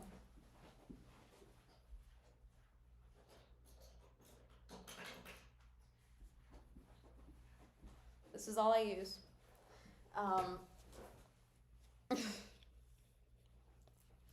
This is Kosas Brow Pop Nano. This is the travel one. And I literally just, it's really skinny. And I just do boop, boop, boop, boop, boop, boop, boop, boop. That's it. That's all I do. I just have hair.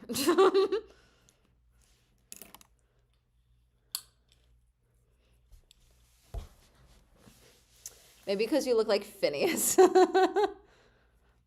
Y'all are funny. I met their manager one time. Certified Yappers Unite. I like your movie reviews. Thank you. Only one way to prove if she looks like Billie.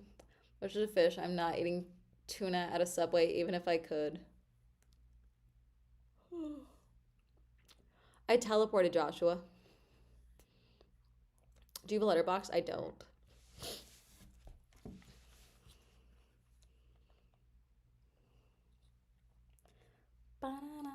I have Midnight Sun by Zara Larsson stuck in my head.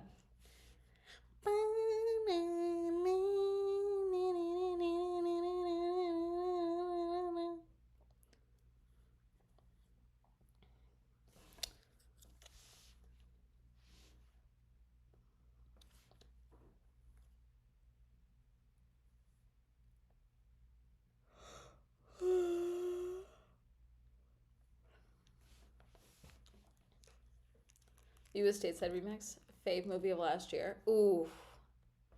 I really liked Sinners. What else did I see? I really liked Eternity. I really liked, God, I'm blanking on what I saw. I actually really liked Predator Badlands. I liked Weapons.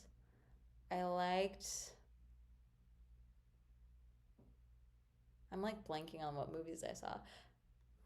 Oh, I liked Wake Up Dead Man. I saw that in theaters. So I dye my eyebrows really infrequently because they grow way less quickly. But they mostly have stayed this color. So technically I do. Like I usually do it like once every 5 months, if that. Where's it ever from? This is from Topshop. We call it the mint chocolate chip sweater.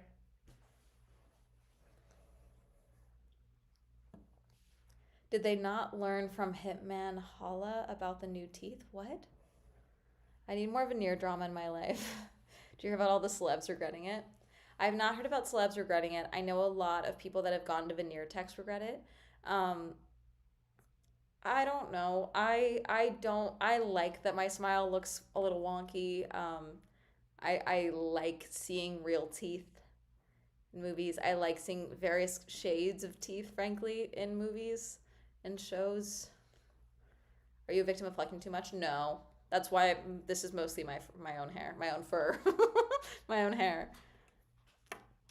Thoughts on Heated Rivalry? Immaculate. But I wanted to say I've been watching you since you had 300 subs. Thank you.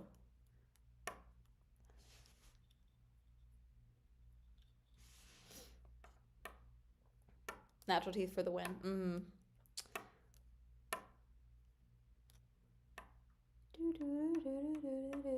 This is from Topshop. Called you a gonzo historian. I know. We don't know where that came from, but I do find it funny.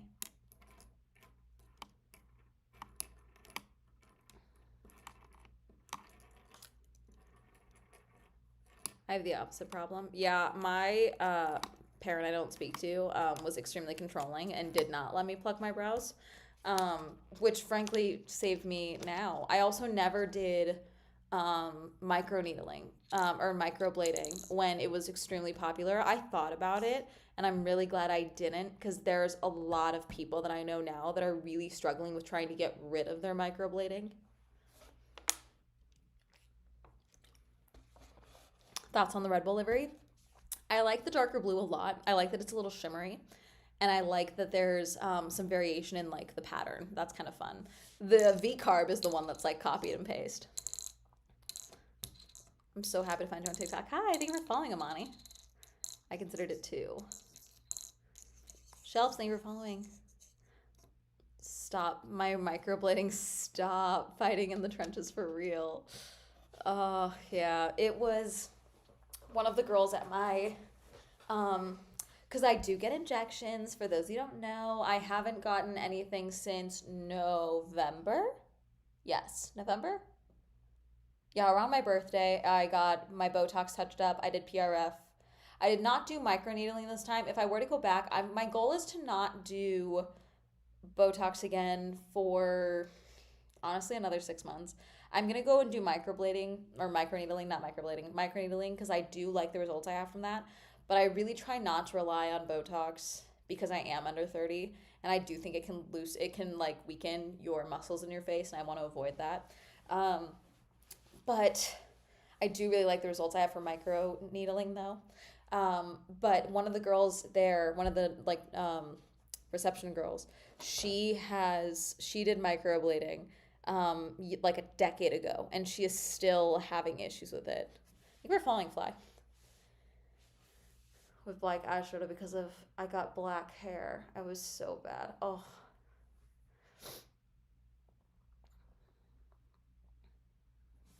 Maths, thank you, but also we currently have the filter on here. Hang on, let me see. How do I turn off the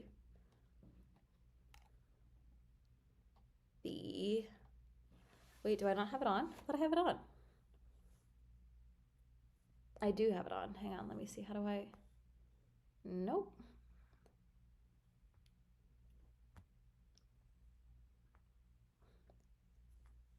How do I? Settings? No. Effects?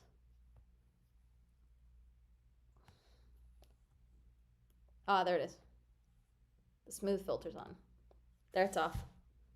I had a red patch right here. But this is my face with it off.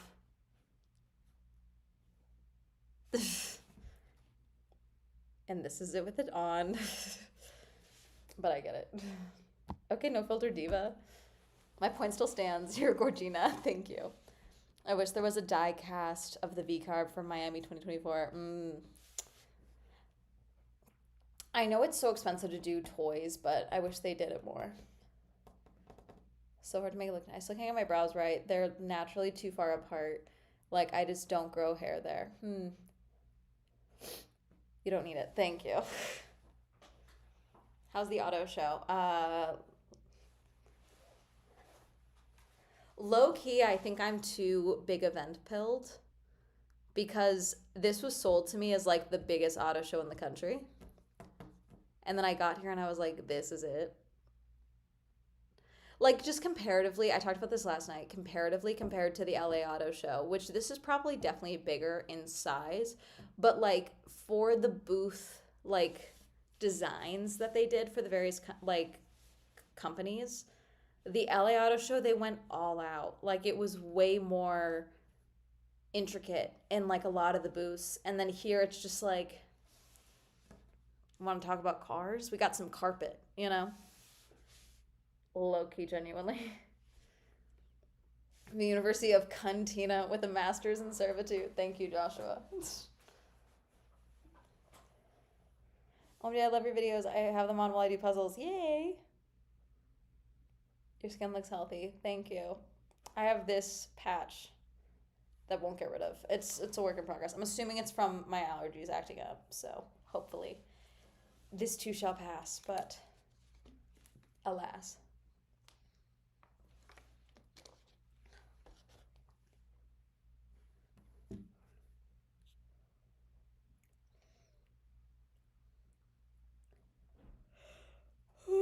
Avian Awards review when? Back in 2023. When I went. Thank you for following, Cassie. Do you have thoughts on the low amount of comments on TikTok? What do you mean? Like people just not commenting? I mean, it could be that people are just not commenting. It could be more things are getting caught in review filters.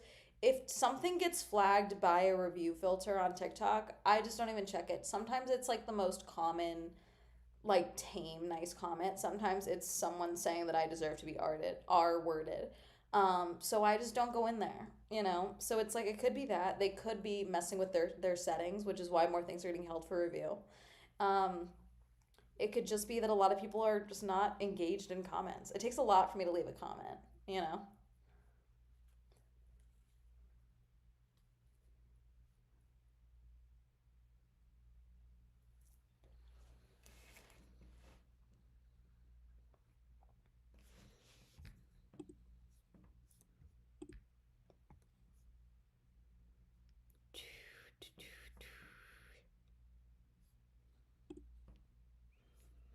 Used to be over one Canvig videos, but now every video has such a low percentage. It could be that a lot of people are banning comments and things like that.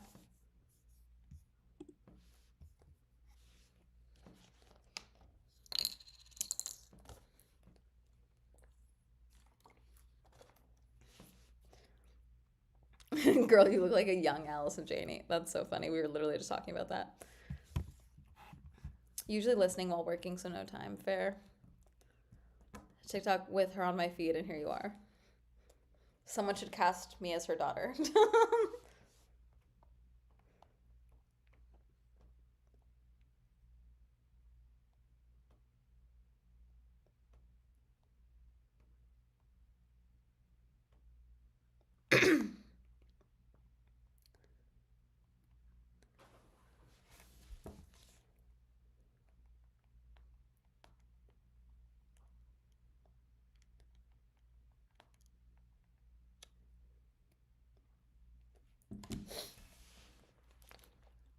Need you back on Reddit stories, queen. Oof, maybe one day.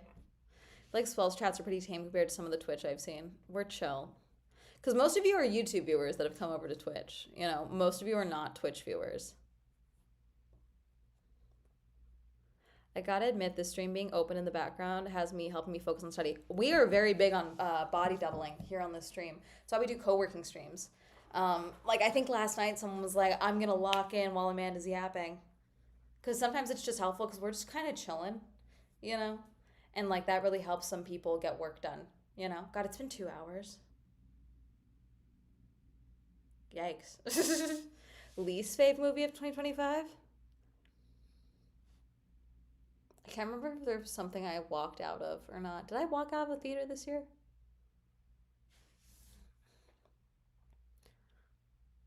I can't remember. I don't think I walked out of a theater this year. Oh, The Woman in Cabin 10. That sucked. That was not good. That was crazy, actually. Yeah, I'm cooking and couldn't find a good YouTube video. Fair. YouTube recommendations really goes up and down for me because I do believe there are good YouTube videos. Obviously, I make some. But like in general, like I don't like watching content like what I make. But sometimes the recommendations are just not there, you know? I don't think I could write with you in the background, lol. Fair. I've been illustrating a children's book the last few streams. It's been perfect background sound. There we go. Moonrise, you good? I'm still sick, so I'm kind of watching with my eyes closed, just listening. That's fair. You're funny and I listen to you when you talk. Mood. Yep, I'm cooking and couldn't find a good video. I did the dishes. Now I'm on my cardio. Rip. Mood. Thank you for following. Aggressively being recommended that 25 billion year long video for no reason. Which one? What's your streaming schedule? Whenever I feel like it. In December, we tried to go every day. Right now, when I'm traveling, sometimes it's hard. Um, in the evenings, I should be editing right now, but I needed an editing break, so I figured I would stream for a little bit because I need to finish the Mahindra video, and William got me the sit down footage, so I need to go through and add in all my B-roll and stuff, which I'm very excited about. So, because I told William it's a bigger video, and so I didn't want him to do it because not that I think he would do a bad job, but like I didn't want him to have anything be incorrect or anything like that, or like I have to make sure a lot of things are blurred. So, I'm building an outside cat tower. Very nice. Can I confirm you're my data entry buddy at work and crafting buddy at home? Currently hand-sewing a quilt. Mood. I'm about to hit that Klarna glitch. Hey, Saf, please don't. I know you're joking. SwellCon. We were joking about SwellCon, but SwellCon, that's like a con, where it's just like a convention for convention. So it's like a convention expo. So like every booth is like a convention advertising their convention.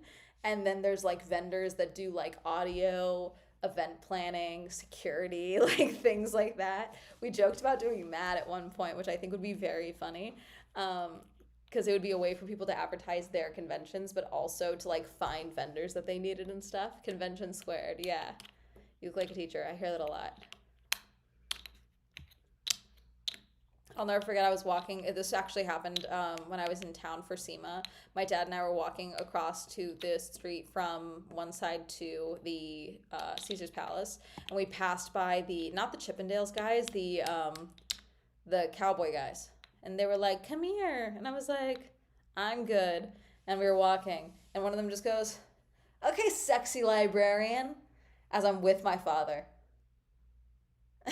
And I was just like, all right. This has happened. I'm doing dishes, but you inspired me to finish this article for Substack. Snaps. I had my fill of white collar crime. Please do not confess to crimes in my chat. Con for simplicity. Honestly, with how many conventions there are, creating a hub would be a good idea. Generally wish you'd gone to TanaCon that 8. Not that.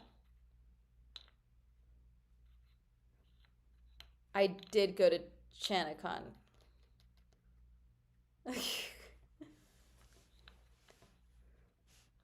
That's like how the channel started, I was at TanaCon. Wait, what? Are you joking? Did you not know that? That's like one of my most famous videos. Are you serious? I literally got on Dr. Phil because I was at TanaCon. Joshua, nearly every footage that you have seen come out from inside of TanaCon is my footage. Shane Dawson's whole docuseries is like 80% my footage. That's why many of us are here. OMG, Tana and I are best friends. I have met Tana. She does know that I went to TanaCon. We met very briefly at the Streamies one time. And she was like, congrats at being at an event that's not TanaCon. I was like, all right.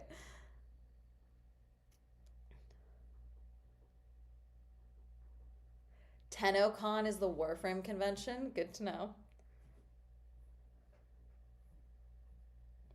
What's been your favorite event of all time? Oof. Favorite event? Honestly, any that are like a lot of freebies with like a lot to do are really fun. Pizza Expo was fun just by the variety of pizza, and like the fact that everything was like fresh in there, which was cool. Who I need to reach out to is BookCon. BookCon is coming back to New York in April, and I've missed both of the ticket drops. They sold out very quickly on the first drop. The second drop, I just totally missed the alert.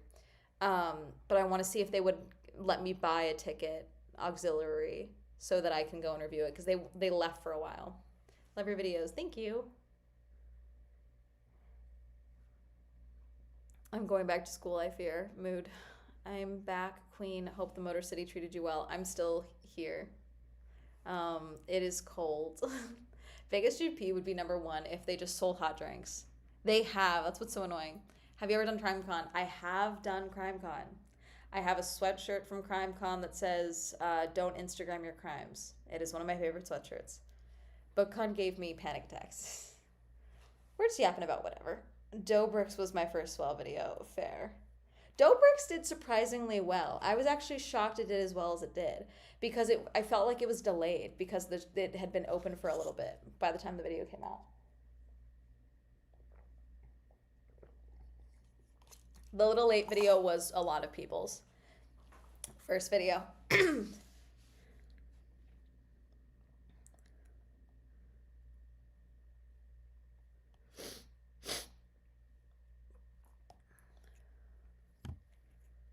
Danae TikTok. Hi Jen, I'm everywhere. As someone from the metro area, welcome to Detroit. Thank you.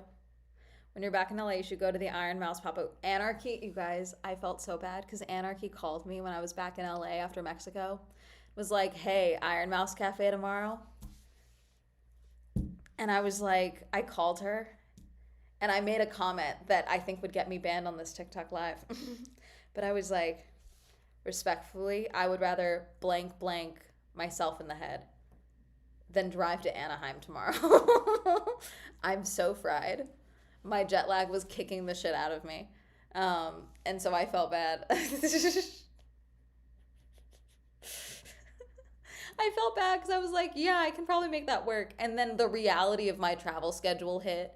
And I was like, I get 24 hours with Hermes. The last thing I really want to do is drive to a fucking Iron Mouse Cafe. No offense to Iron Mouse. But like, that was the last thing I wanted to fucking do. Was DEF CON, I think, fair. Only because it has 0 dispensaries. That's a very specific hate of Anaheim. I'm from that area, so that's one of the reasons that I don't like going that far. Who is like faceless? Yes. Did the NDAs for the episode you attended that didn't air expire, or did they ever air them? They aired all of them, I believe. I don't think any of them didn't air. I just didn't talk. There was nothing else to talk. The episode that had the most was the episode that aired, which is, I'm glad it aired because that was the episode that had the fan meetup, which I think also really showed, it was kind of perfect because it also showed how much I had gone to the point that like I was invited to like a special fan screening, a special fan taping, because they were like, she must be a big fan.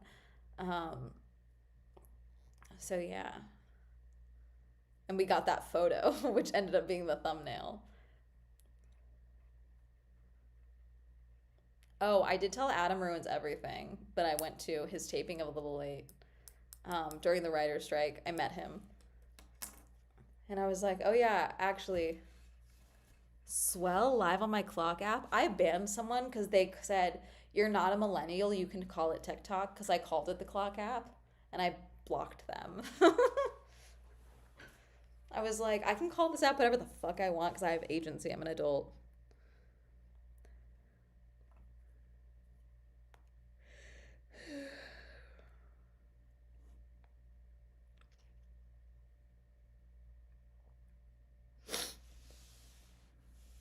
You refuse to go to?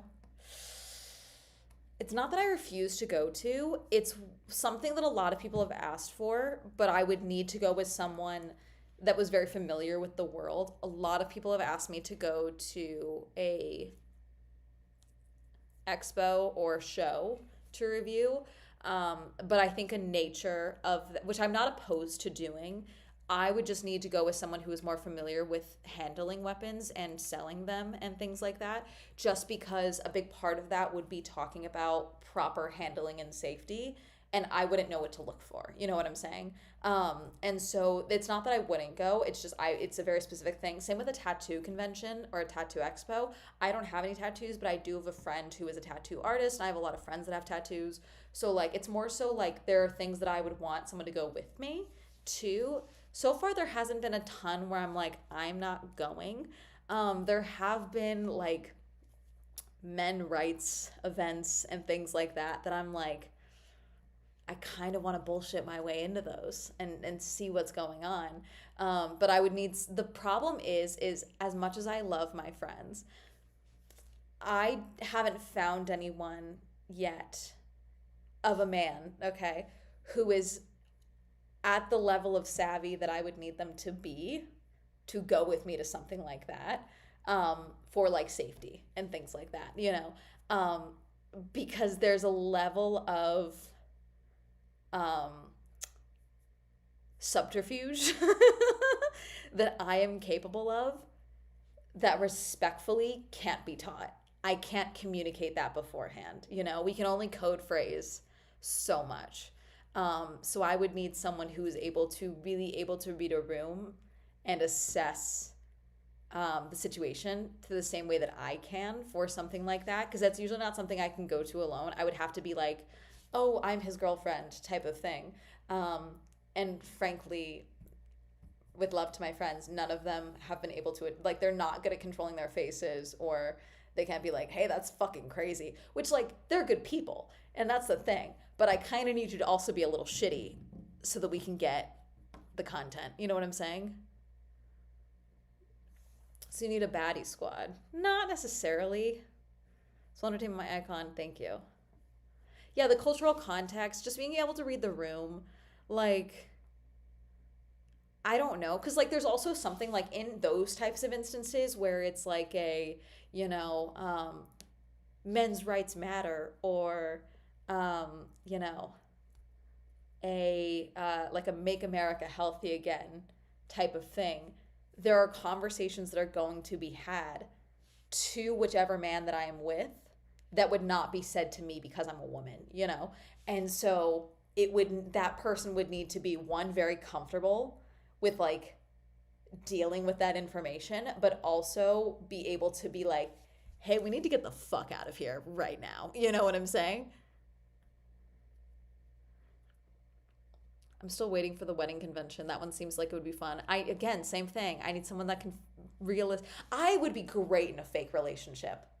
I'd be phenomenal. I think I've told my company, I've told my management, I've told my PR team, I'm like, listen, I would be phenomenal in a PR relationship. I would be incredible. Okay? Fake dating, fake relationship, I'd be amazing.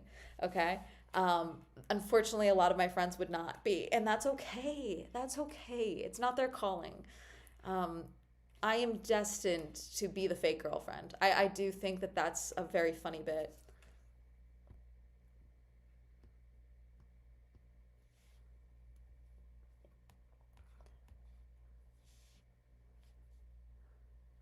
Sorry, Dave came out of nowhere. My bad. And lovingly, Amanda, you are not friends with but one white man, so your options are very slim. Yeah, Sparkly and I we realized that I don't have many white male friends.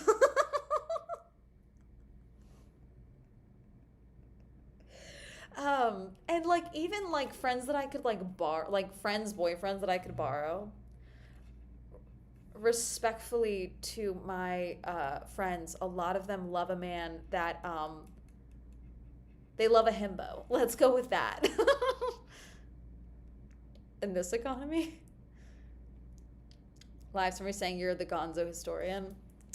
I should really start making note of what the AI summaries call me, because I think yesterday it said I was talking about booster seats.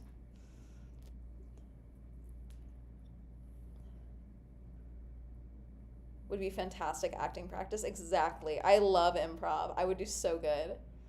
A himbo or a Cancer sun. There is a pattern here. The talent pool is slim. Yes, exactly.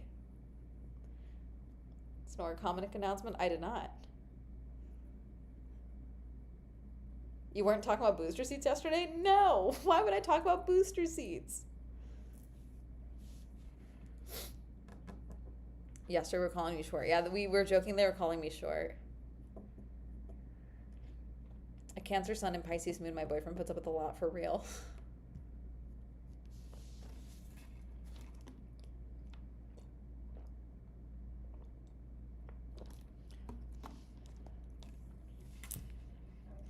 But yeah, it's things like that where it's like, in theory, what would be smarter is if I could hire a security guard that was also comfortable with, like, pretending to be my boyfriend. But that's a very specific job requirement that I don't feel comfortable asking someone that I'm paying, you know?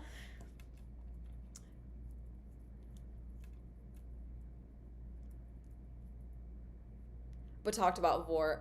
Vor is a necessary piece of my life that I feel like I should mention. As soon as someone tells you, hey, I want to draw vor art of you, I think you're allowed to talk about vor. Have you reviewed a women's expo? Like in what way? The answer is probably no. We did talk about vor yesterday. Wait, is that why it's calling me a gonzo historian? Because I talked about like Tumblr lore? Is that why? It's always funny to see what the threads are. Not vor. That feels like the setup for a rom-com.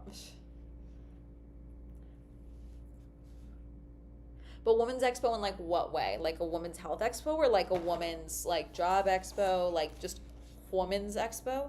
You need to find a content collaborator? No, but like it would be smarter and safer if they were extremely not online. Like for this role, it would need to be someone who is not online, who doesn't have a digital footprint, because my digital footprint is so expansive, you know. I can throw a wig on.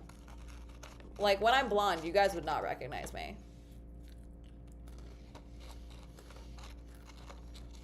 Okay, flex.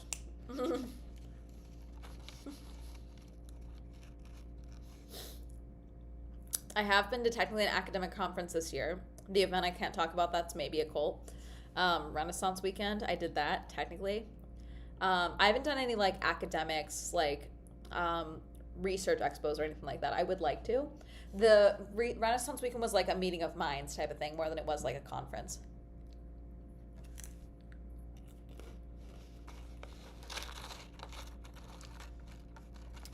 All the time, Kate. Clark Kent effect.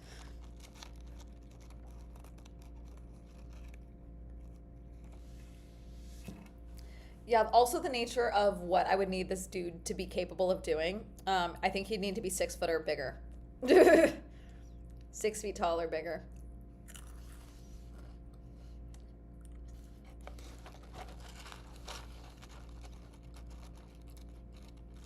What do you mean by interesting, Samantha? In Grand Rapids that covers women health, but also lifestyle stuff. I technically have been to a, I'm gonna go turn the heat off. It's actually like really toasty in here in the sweater. Hold on.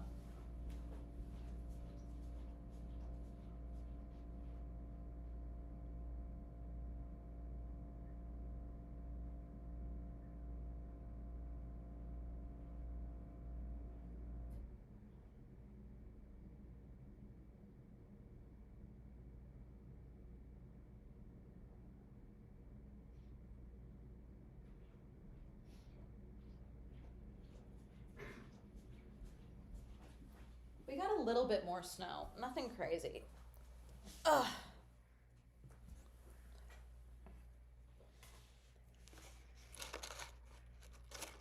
This Bourbon Collection still plays in Navi.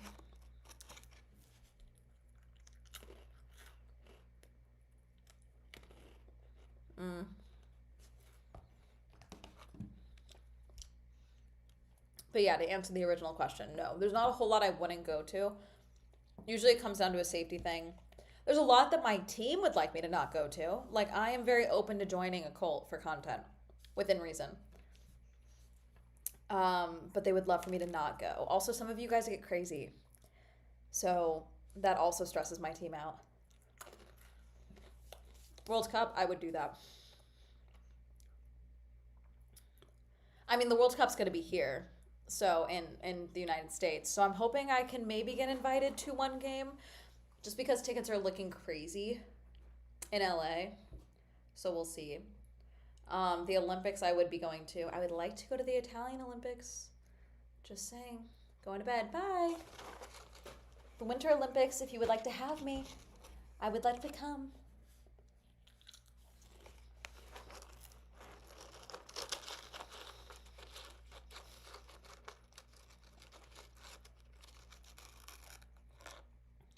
FoodieCon would be fun. I technically have been to a FoodieCon.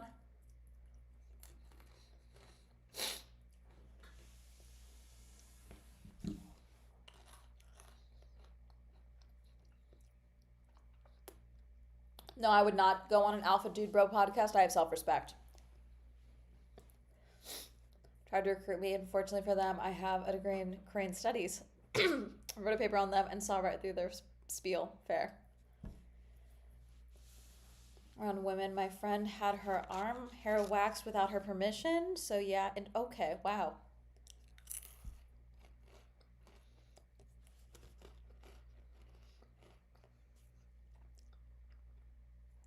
I technically have not been to conventions outside the US because frankly it's a little expensive for me to leave the country. Certain events like say a race weekend, I can add a lot more into it. I mean, I technically have. I've done the Festival of Creativity for Cannes Lions. That was in France, so technically yes.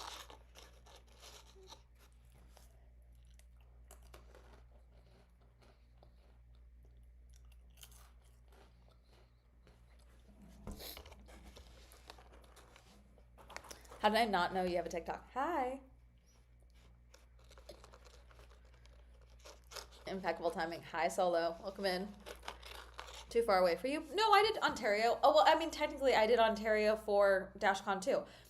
So I guess two conventions, festivals outside of the US.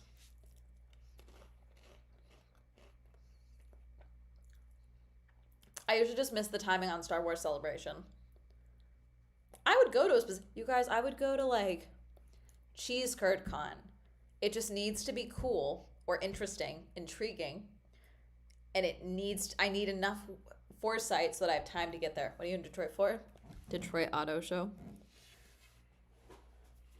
There's a Shakespeare festival in Canada. Ooh, Cheese Curd Con.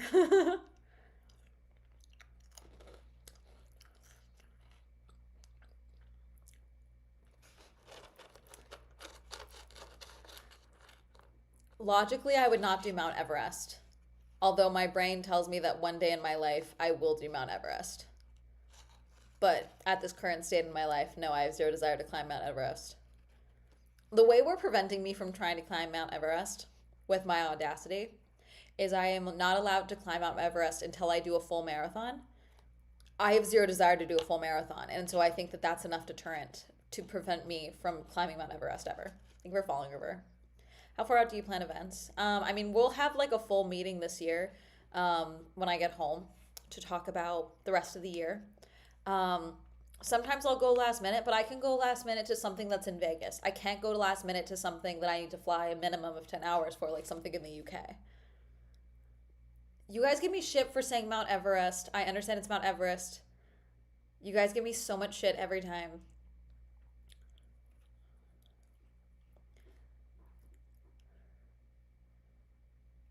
Have you heard of the BL cruise? Going BL as in Boy Love Cruise? Is that what you're talking about?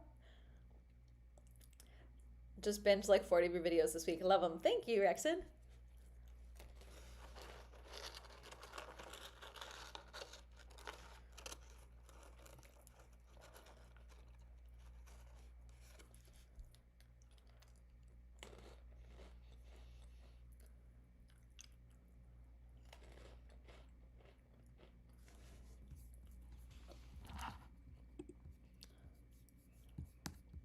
I don't want filters. Don't give me filters. Sorry, I'm checking my messages.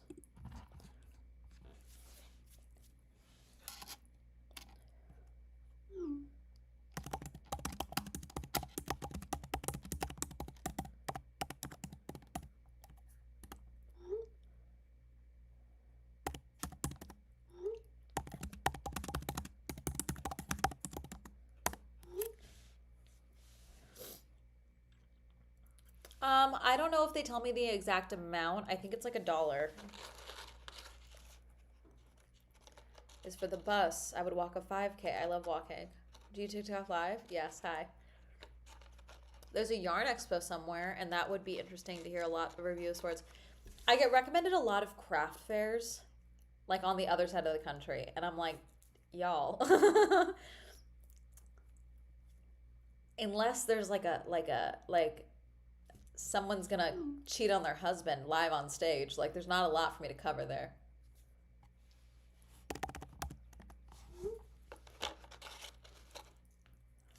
Hello.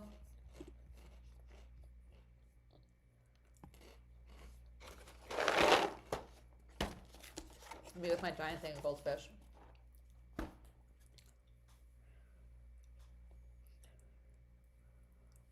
Have I heard of Narcon? No. What's Narcon?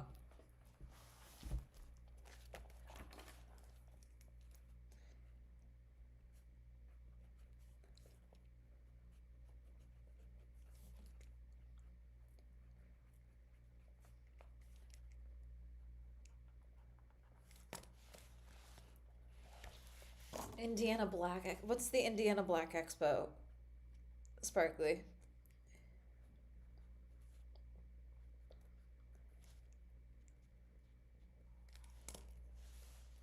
Ooh, interesting. I did it last year. Androgynous Blob. I think it was the first video of 2020. It was the second video of 2025. It was the first event review. FIFA thing this year, the World Cup. I'm hoping I get invited to a game. I think it might actually be cheaper for me to fly to another state and spend the night and get a ticket for another game in another state than it would be for me to get a seat for a game in LA. So maybe that could be a funny video. Cake Picnic? If not, I have heard of Cake Picnic. I have not been to Cake Picnic. Convention that's held in LA and Texas. Saltwater Aquarium. What I miss is there was a sushi con in New York last year that none of you told me about. I was so upset. I was so mad. I was like, how dare you guys? There was like a hermit crab convention. No one told me about that either. I had to see a hermit crab collector telling me about Hermit Crab Con. It's like, wow. I thought you guys were real fans.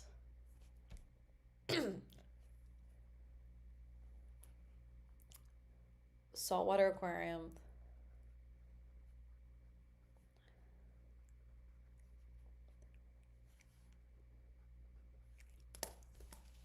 Yeah, Sparkly's adding things to the wish list. Narcon also has the NCC, which is a cosplay championship, and a bunch of fun stuff. Ooh, Corgi Con a thing. Yes, it is. I wish I went to the Penny funeral too. I also wish I had been at the MetroCard funeral. Sweater looks cozy, Half Queen. Thank you, it is. You're in F1, yeah? Yes. I went to BeautyCon. I know Ulta World is.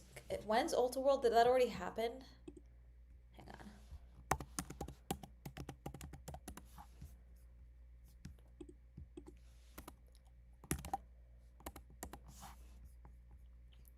on. Tickets go on sale next week. Also, we're gonna mute because I need the bathroom, and the bathroom is obviously right here. So one moment.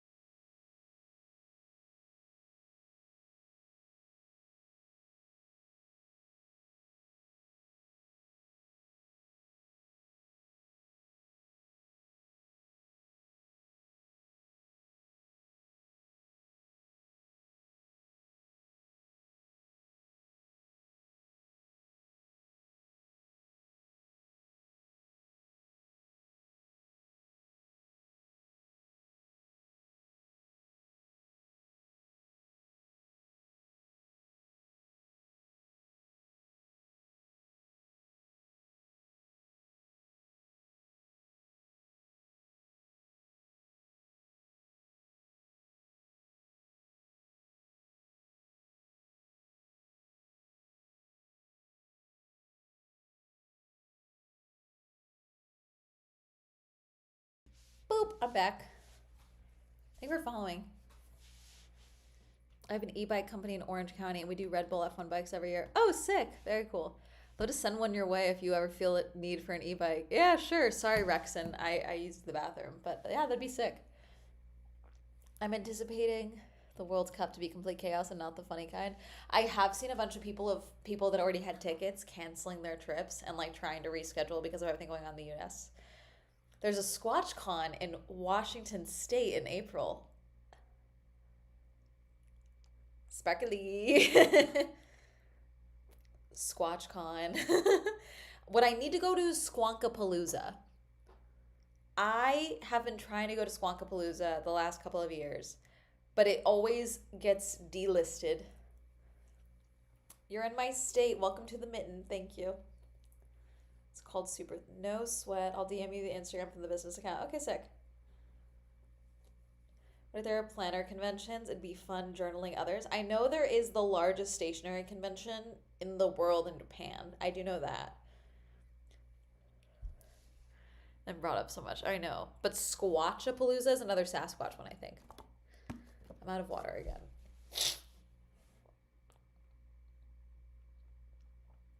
There's a Hobbit party in Kentucky. Yeah, party doesn't do it for me, sorry.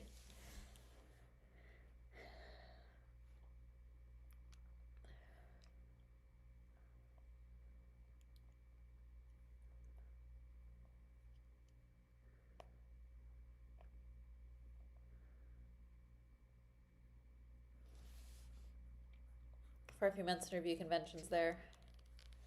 I know. I've talked about it with my team about me staying in Japan for like a year or so and just doing events in Japan and Korea. And I think it would also help with, there's a couple other countries that I think it would open up the ability for me to travel a little bit more reasonably. If you ever find yourself at a stationary event in Japan, I may have a small wish list. Sparkly. I saw the Sushi Con late too. I was so upset. Thank you for following. What other countries have you been to? So I've went and did the Gone Girl cruise in 2022. So I started in Budapest. So that was Hungary, Slovakia, Austria, ended in Germany. I've been to France. I've been to the Caribbean. I've now been to Mexico. I've been to Canada, and that's it.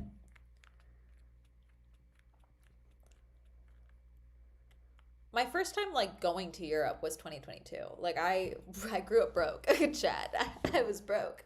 This YouTube money is new. Popping the collar, you know.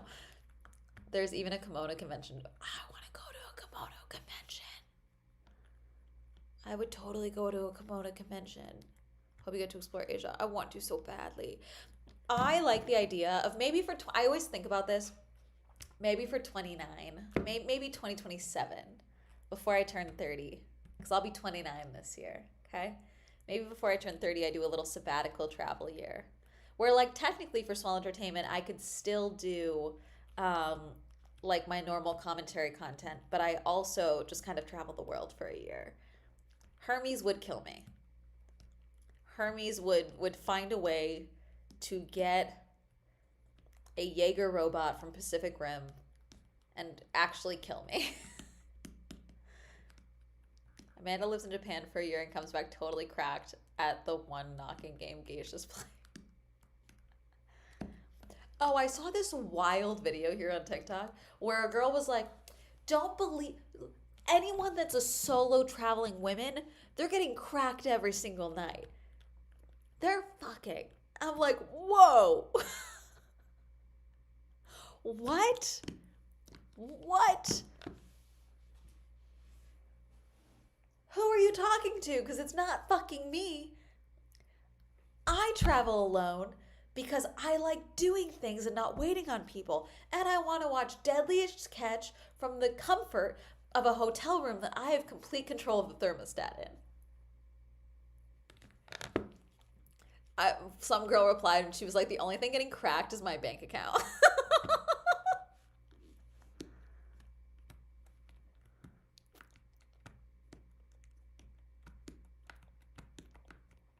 I've done Gen Con, which is like tabletop and cards.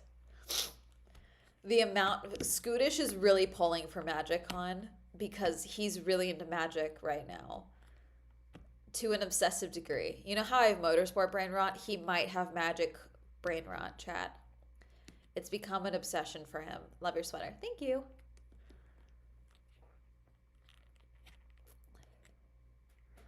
Yeah, they're getting cracked and they're cracked open their books. Oh, Scootish's wallet must be weeping. It's a problem. Magic the card game, Magic the Gathering. She's so real for that. It's cheaper than buying for two, but when you travel twice as much, so. Oh my god, my back. I swear, I think the cold is messing with my muscles. Oh. My boy's wallet.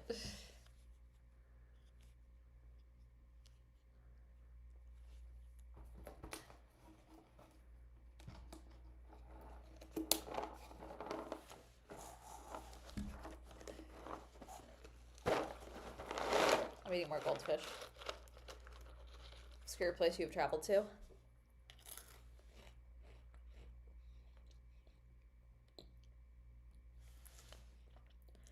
Hayward, Wisconsin, probably. Of course I've seen Hated Rivalry. Swole Entertainment.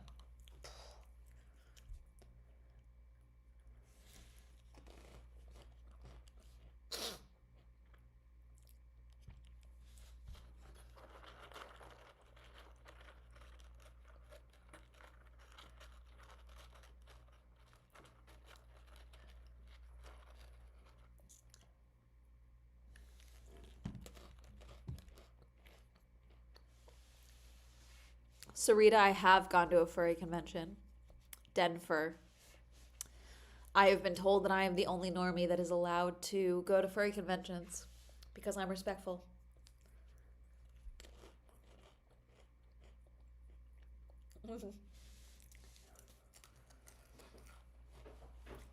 I don't have arthritis. My allergies are kicking my ass, but I'm just icky, you know? But also I have been traveling a lot, so it could just be that I need like a massage or something. Sit in a sauna and just like melt.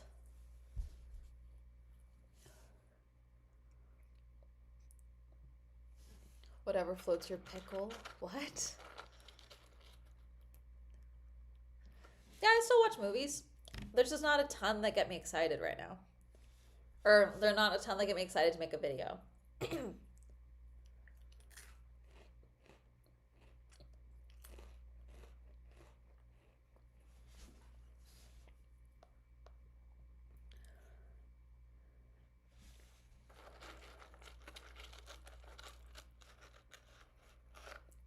All right, it's almost 8, so I'm probably gonna wrap up this stream. We've been live for 2.5 hours, and there was supposed to be a quick little chatting break while I take a break from editing.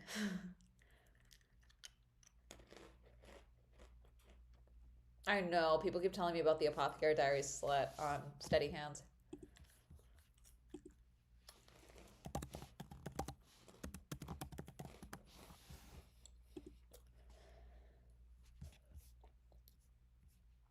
I didn't love the layout though. Oh, the tank top's kind of cute, actually. Okay, wait. The bandana kind of slaps. Fuck. The beret. The crop. Okay, fuck. Fuck you. God. All right, well. Fuck you, Steady Hands. Jeez. Want to say I followed your YouTube for like 5 years. Love your videos. Thank you. Gonna go buy some stuff. Bye. Do you know the YouTuber Kenny JD? She's from Detroit and on Spotify. I know of her. I don't think we've ever talked though.